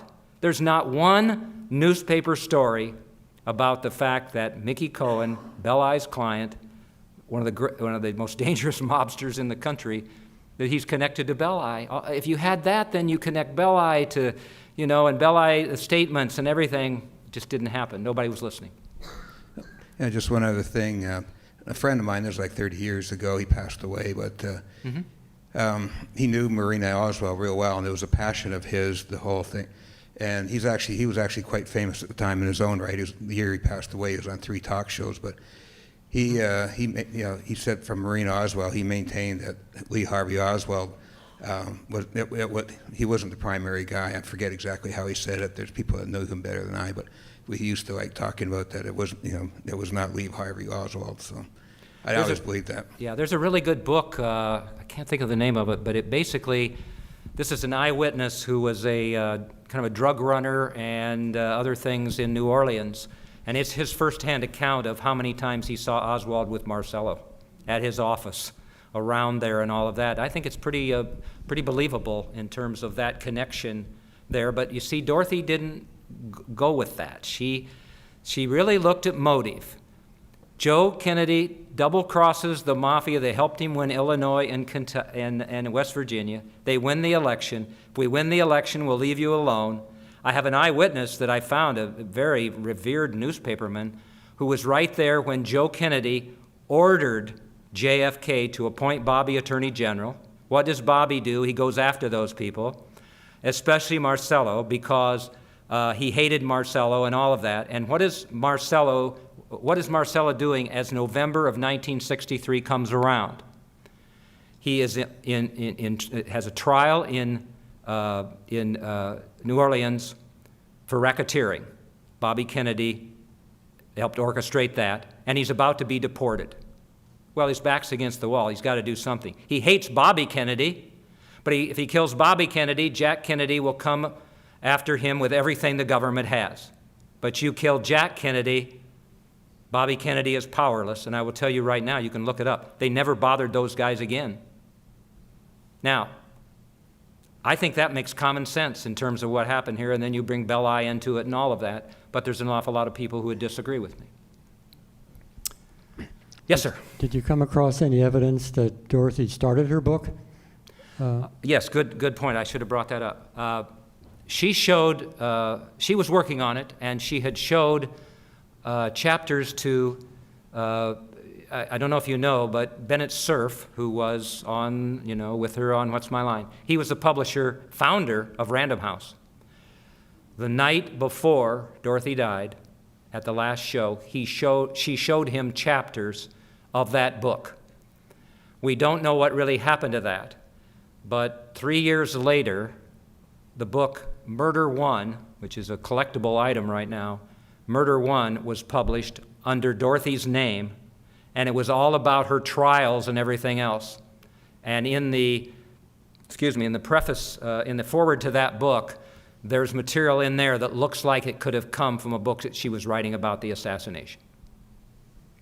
Yeah. Is it possible that she told other people her suspicions or her findings? Well, people have asked me, did she have a copy of her file? She should have had. Well, back then you couldn't go down to Kinko's or whatever, so she couldn't do that. Basically, all you had was a carbon, but she was very closed-mouthed about it. The only people she talked to about it were the two hairdressers and Ron Pataki. And we believe, anyway, that she didn't really speak to anybody else about it, except to tell them what she was doing. She didn't give them a specific. She just told them they're going to crack the case wide open and all of that, which was obviously an invitation to eliminate her, and then that's what they did. Yes, sir. Yes. I'm not really sure exactly how to put this, but... It won't matter, please. This is kind of, whatever, assuming Oswald was guilty and Ruby were guilty and all that stuff, why should, Dorothy be murdered? I mean, if everything could exonerate them, is that the only reason, Well, yeah, it's almost the same situation you're in with the Sixth Floor Museum. You can just about let anything into to the equation. You can let Dorothy's material in, you can let my material in, research, whatever it may be. All of that can be then considered along with other evidence that happens, and you can discount that and everything, right? You can do that. But you can't do it with the Ruby trial transcripts. And that's where Dorothy watched this. Remember, she's in the courtroom, she's listening. Oh, here's another thing. I always wondered, wait a minute, the reason that they found Jack Ruby guilty is because they didn't buy the insanity defense, or because they didn't, the insanity defense, right? Well, they didn't, but they had heard also the evidence of Ruby's actions before he shot Oswald, which were in the Ruby trial transcripts. And so the jurors had to have said to themselves, look, he couldn't have been crazy if he's watching the assassination when it took place, if he said he'd be there when it happened, if he snuck into the basement making like a reporter. I think we now know why the jury decided what they decided. So you can get around anything. People can say I'm crazy or Dorothy is or whatever, but that's sworn testimony, and it's believable. And if you listen to it, I think you'll feel the same way. So Dorothy had that information. That's what made her lethal. That's, in my opinion, what made her lethal. She was going to publish some of the transcript material that she'd heard, and it would have blasted away. I like to say in the book that I believe if she had done that, J. Edgar Hoover would probably have been indicted. Marcella would have been arrested. They would have put all that together and everything, but nobody was listening.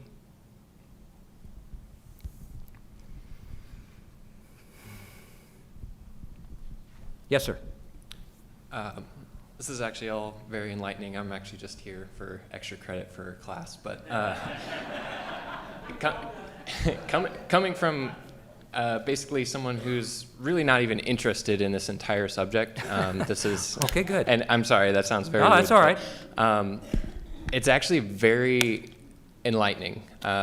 You've definitely brought light to this whole situation. Like, clearly there's something more going on with the whole assassination. Like, I truly believe there's no way that it's just Oswald. Mm-hmm. But then that only raises more questions for me. And I'm just curious what your thoughts are as to, so since we've kind of more or less cracked open that it's not a one-man job, do you believe that Oswald is in fact the shooter as well? I think he had a part in this. Certainly. Remember, Jess Curry sent everybody to the overpass. There are all these other things that happened during that. There a lot of confusion and all of that kind of thing. I just think it's unfortunate that they just focused in on Oswald, who said he was a patsy, but nobody was listening, and then stopped. They just basically stopped. I read something today. I think it was at the museum, as a matter of fact. It said that, and I'm not sure I knew this, or maybe you will, the assassination of a president at the time was not a federal crime. It was a local crime. So Jess Curry and his police department should have taken over this whole thing. Well, right away, what happened? Hoover marched in, took over, had all the documents sent to Washington, all these other kind. That's unfortunate, because I think, and Jess Curry has said, if he could have had some time with Oswald and his detectives and everything, he probably could have found out what happened here. But with Oswald, those who were involved in his participation, they couldn't let him live. I mean, they couldn't do that. You got loose lips there, and you got to get rid of him, and you got the perfect guy to do it. There's Jack Ruby, a wannabe, a big star in the mafia. That's what he wants, and you know, there's lots of reasons why they would have been able to recruit him, but he was the perfect guy to do that. One of the reasons is just common sense, all the friendships with the police. I saw today where it said that Jim Lavelle, you know, the detective that's holding on to Oswald, in the audio it says, and Jim Lavelle says, "Yeah, I saw Jack Ruby standing there with a pistol in his hand." Well, obviously he knew who it was, right? And yet, if you look at the Warren Commission, what'd they say? Oh, there's no evidence of Jack Ruby having friendships in the Dallas Police Department. Come on. Yes. Yes, sir. You were talking about relationship there with. Yes. Now I forgot what I was going to ask. That's okay. That's what happens when you get older. Think about it a minute. It's all right. It's all right. The instance where Oswald Wagner Carr, the state attorney general of Texas, this is what I was going to mention. He had actually had jurisdiction over the case because it was a state crime, and his state agency was investigating this until it was shut down by LBJ. And in his investigation, and I found this out because when he retired, he was a graduate of Texas Tech, and he donated all his personal property and papers to the Southwestern collection at Texas Tech University when they're all still there. And I went through there. Who is this again that did this? Wagner Carr. He was the state attorney general of Texas in 1963. And his investigation turned up the fact, and this is in his documents that's in the collection at Texas Tech, that Oswald was a paid FBI informant. He was an informant number 179, and he was being paid $200 a month by the federal government. Now, ironically, when Oswald was arrested at the Texas Theater and brought back, the Dallas County Sheriff, when they were going through the contents of his wallet, they found a receipt for a government voucher for $200. Wow. What a coincidence. No, there's no coincidences in life. That's fascinating, and that should have been followed through some way or another. I've never heard that before. I had no idea. When I said Oswald was a dead end, I shouldn't say that. He's a confused man. You can't ever figure anything out there. You can't come up with any conclusions because it's just all over the place, just like something like that. That may be the truth. Who knows? Dorothy didn't want to get involved in that. She saw Ruby as the key, and I do too. Yes, sir. Mr. Shaw, let me thank you for coming and also thank Allen Library to put this program together. Just fascinating, and it's an honor to be here, and thank you for giving us this opportunity. Well, it's my honor. I appreciate it very much. Thank you. Thank you. And again, I will say, I wouldn't be here if Tom and Jeff, didn't ask me to come. And they knew what I was going to talk about. They didn't have to. They would, feel like it's going to be controversial or whatever, but that's what this is all about. You want to present all sides of the equation, and I really appreciate that. It's a wonderful library. So. Thank you. This young man is not my student, but I'm very glad that he's here for extra credit. Yes. Good. As a statistician and also as a mathematician, I have studied this. Somehow, I think my life has been. It's a mystery that how I end up with JFK. It just amazes me. Coming from 10,000 miles away, and in '78 I was like a nanosecond away from Lee Harvey Oswald Marina. All was home. And then for 12 years I worked in downtown when I was teaching and passing by JFK assassination, that I guess so-called X, which I think is morbid to let cars drive by it, and that's my opinion. Yeah. And I do agree with you on the 6th floor museum. I never took my students there because I know it's just absurd. It doesn't have to be that way either. It doesn't have to Right. be that way if they'll be flexible about things, but it's difficult for them to do. How are you going to put the Ruby trial transcripts in there and then keep, they could call it the Sixth Floor Museum in tribute to Lee Harvey Oswald if they Right. wanted to. Right. That's up to them. But you can't go out and promote it as the landmark that changed the world, or we're educating people, or we're the place where you should come. That's deception to people who are paying their money. And the problem is, of course, they don't know what they're missing. Right. Because they don't promote any of that. They don't promote anything that's not pro-Oswald alone. So all of those people that went there today, they say they have 400,000 people come through there every year. When they come there, they don't know what they're missing. They don't know that the Ruby trial transcripts exist. They don't know that Dorothy Kilgallen's material exists. So they can only, watch and listen to what is provided for them. I don't know how the people at the museum look themselves in the mirror now this way, especially when they know about all this material and won't permit it to be in that museum. One more thing I need to say, because this young man here, he needs to understand in 50s and 60s, even up to this point, the Russians do it very well. I think the term, if I translate it correctly, is called a sparrow. It's named after that bird.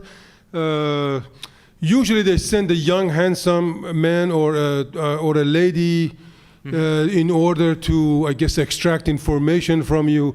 Recently, they just did it in Iran as well, to, I guess, undermine someone that they think is dangerous. So I think George Petak, it doesn't surprise me, or Ron Petak, sorry, it doesn't surprise me that why somebody must have set him up with Dorothy for that reason, to extract information in a romantic way. The Russians are perfect at it, actually. I mean, they've done it before. Yeah, I should also tell you, Ron Pataki's still alive. He's 84, lives in Columbus, Ohio. I continue to pile up information about him and what he did, and I'm gonna end up getting him indicted at some particular point, because there's no question he had something to do with Dorothy's death. All you have to do is look at those poems for him to have had, some part in whatever happened. And I'm hoping that if we can get him arrested at some particular point or charged with a crime, that he will let us know what happened back then. So By the way, before we're going to take 3 more questions, but we have on YouTube called Oswald's Last Call. We have 2 million hits. You'd be one of them. Hello. You mentioned a couple of facts that I find very interesting. One is, after the trial, she went directly to New Orleans, right? Yeah, yeah. And that's where Carlos Marcello is. That's right, exactly. And again, I think the problem we have is I wish that she had written down and we had what Ruby told her. We don't have that. But as I said, she didn't go anywhere else except she went to New Orleans, and that was where Marcello was. Mm-hmm. And she had a scary experience. That's why she sent Mark Sinclair, the hairdresser, back to New York and all of that. So we have to believe that whatever Ruby said sent her there. That's a very important point that I didn't know about. Mm-hmm. And also, could you elaborate a little bit more? You said there were 2 witnesses from the transcripts that testified that they saw Jack Ruby watching the assassination. What were the witnesses, and what was their background? They were I have to go back to my notes, but one of them was, I think, a circulation manager, and the other might have been a salesman or whatever. They testify that, now you remember that the time that JFK was killed was 12:30. Ruby showed up at 12:40 or 12:35, one or the other. And apparently, we were trying to figure out how far away the Dallas Morning News building was, and it was quite a number of blocks down from Daley Plaza. But if you were there, you could have seen into Daley Plaza. How clearly, we don't know. But they had a window in the corner. And the one man testifies that Ruby got there, I think, at 12:25 or 12:30 or something, and was there until that guy left. And the other guy then testifies that he was there after that, and Ruby was there the entire time, and he was standing with everyone looking out at Daley Plaza as the assassination happened. And from that testimony, you get the feeling that they realized that obviously it wasn't by accident or coincidence that he was there for that. You know, he always said he was selling advertising or whatever. They don't mention anything about that. I think they were just of the belief that, you know, why was he there at that particular time? So that's their testimony, and I can give you the names. I gave them to you before, but I can give them to you, but they're in both of my books. Thank you. I was curious, when you're talking about Bobby Kennedy and J. Edgar Hoover, do you have a theory about Jimmy Hoffa?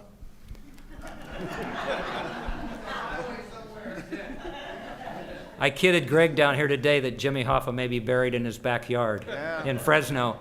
You know, that's every time I think of Jimmy Hoffa, if you don't mind my saying something you'll laugh at, I think of Uber. You know why I think of Uber? Because if Jimmy Hoffa would have been alive when anybody started a service like Uber, they would have been killed. With those union people, they would have never put up with that at all. It would never, Uber would not be there today. Hoffa's just a mystery. Now, there's some, if you don't mind, there's another little connection I'll tell you about. There was a lawyer in Florida named Frank Regano, and he passed away, but I was able to interview his wife, Nancy. And he represented an interesting triumphant, if that's a word, triumph, whatever. Anyway, Carlos Marcello, Santo Trafficante, who is a gangster in Florida, and James Hoffa. And Belli was a very close friend of Regano's. And after the Ruby trial, Nancy Regano told me she was with Trafficante and Belli, and they were around and everything. And one way or another then, Regano said to Trafficante, well, what about Belli and Ruby? And he said, whatever you do, don't ask Belli about Jack Ruby, which meant that somehow or another that was connected in there. And here's Hoffa in that whole exercise too, and nobody hated Bobby Kennedy any more than James Hoffa. As you know, he tried to strangle him once in Washington. So that whole connection in with Hoffa, I really looked into that at one particular point in terms of his active participation in the JFK assassination, and I really couldn't find a connection there. It was much easier doing that with Marcello and Sam Giancana in Chicago. Yes, sir. I had a question regarding about Mark Sinclair, who witnessed or found her body, Dorothy. No police report or personal possessions that were taken away, being investigated that you're aware of when you talk to Mark? I mean, no. If he was describing the whole room was kind of odd, yeah, you would think that he would say, "Hey, this is not. She didn't kill herself. Someone murdered her." He left right away. He left right away after he found the body, scared to death. He didn't want anybody to talk to him or anything else, and he didn't talk for 50 years. And I will tell you that with Mark Sinclair, I hope that you looked at his, now this is information from a long time ago, right? And I did not conduct those interviews, all right? I know the people that did, they're very responsible. But if you watch watch Joe Tannehill, if you watch Sinclair, Mark Sinclair, and Charles Simpson, you kind of get a feeling that it looks like they're telling the truth. A couple times words, or they try to put them in their mouths and they won't do it. I think they're very credible in terms of what they said. And they were heartbroken when Dorothy died because she was so close to them and everything. So those are the kind of witnesses that I try to find. I didn't interview them myself, but I know who did, and I think they're very credible. Yes? Hey, Mark, how deep have you looked into the Santo Trafficante end of that because of the connection he had with Marcello? I think that's one of the most fascinating mafioso in history. A mild-mannered man. Frank Regano represented him, and really Nancy talked about what kind of person he was. That he was very low level, but he was he had people who could do bad things to others. She talks about on the day that JFK assassination occurred, that Trafficante, I believe it's Marcello, Yeah, Marcello, and she was a very young woman at the time, celebrated the death of JFK at the, I believe it's the International Hotel in Miami, toasting JFK's death. And it really bothered Nancy to the point that she left her relationship with Regano for a while, because it really upset her and gave her the feeling that they obviously had something to do with JFK's death. Well, the reason I'm saying look into Santo Trafficante, he hated Kennedy, and it had to do with the Cuban Missile Crisis. I think that's correct, and the casinos and the whole thing. Yeah. Right, and supposedly he admitted to his lawyer in 1987, before he passed away, that they killed the wrong Kennedy. They should have got Bobby, not John. Look into that angle, because yeah, that's very interesting, very, very possible. Again, nobody liked Bobby very well. That's for sure. That's for sure. And who killed Bobby? JFK or RFK Jr. now thinks that Sirhan did not, that it was the other guy in the room.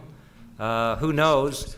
If I had to guess, I'd tell you that they couldn't let Bobby Kennedy become president of the United States, the same people that killed JFK. They were about to let him become president of the United States. If I had to really investigate that death, and I'm not going to, but if I had to, I'd start with the same people who were involved with killing JFK, because they got rid of Bobby, right? So they're powerless and they're not going to go after him anymore. And now Bobby pops up again and he may become president of the United States. You're going to let him do that? Absolutely not. Was there somebody over here? I thought I saw a hand. That was you, okay. Yes, sir. Basically, it was just a comment that I never believed the stories as they present them now about Kennedy's death. And there used to be a radio personality that used to say, and now for the other side of the story, or the other side of the page. I think that's true, yeah.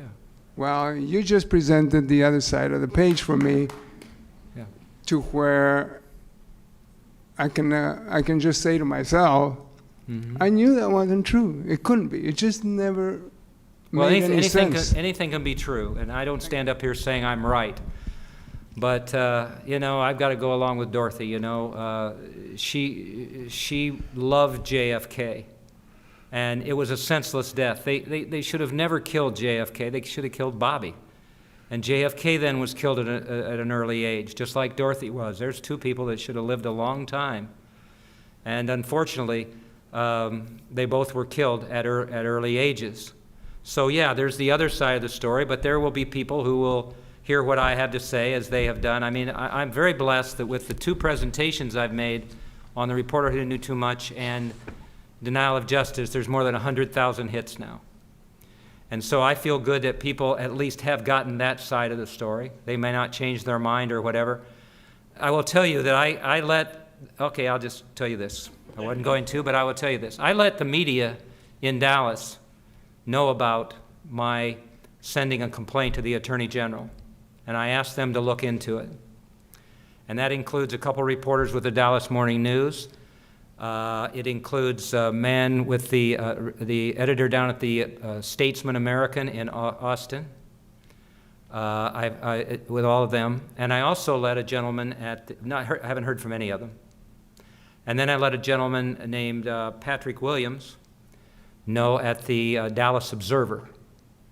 I had a conversation with him the other day where the first thing he said is, I'm not going to do anything with this because I know it was Oswald alone. And why do I know? Because of case closed. That's my case.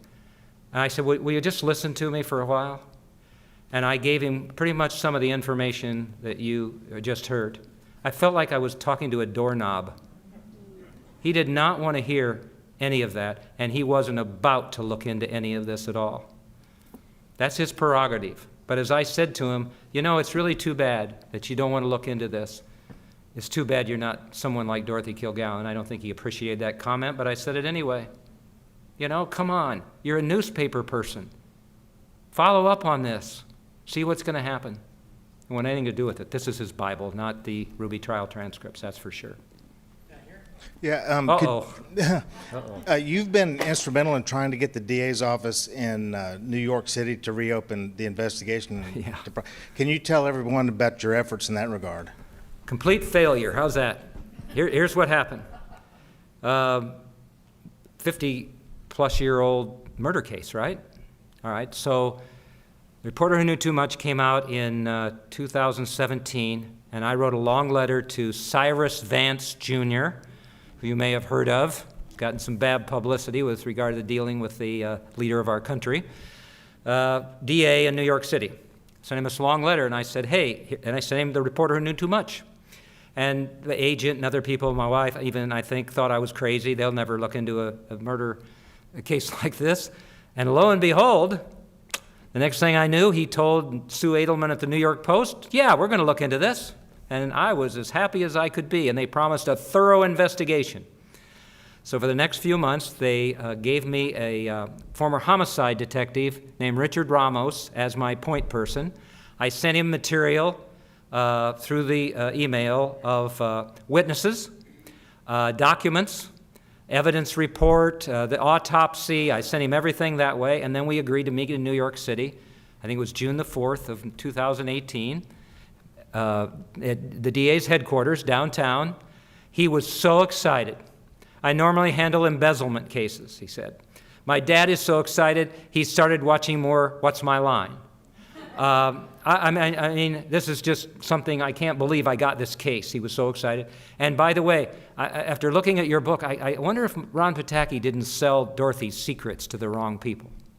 I walked out of there floating on air. I'm going to get my thorough investigation. So a couple months go by, and they let me know, Ramos does, that they're going to give me an update.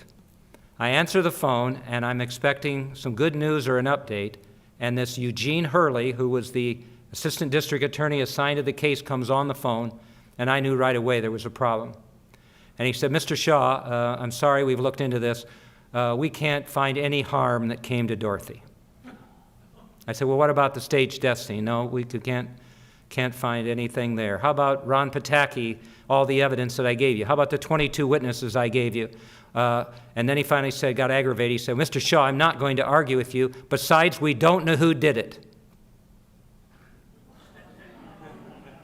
That's what he said. Wasn't that an admission? So I went ahead and I wrote another letter to him, to Vance, and I said, here's what he said and all of that. I put that in the Denial of Justice book. I appealed it. I filed a Freedom of Information Act. I did everything I possibly could, and they would never come back to investigating. I then went to the Attorney General of the state of New York and tried to get them to look into it, and they didn't.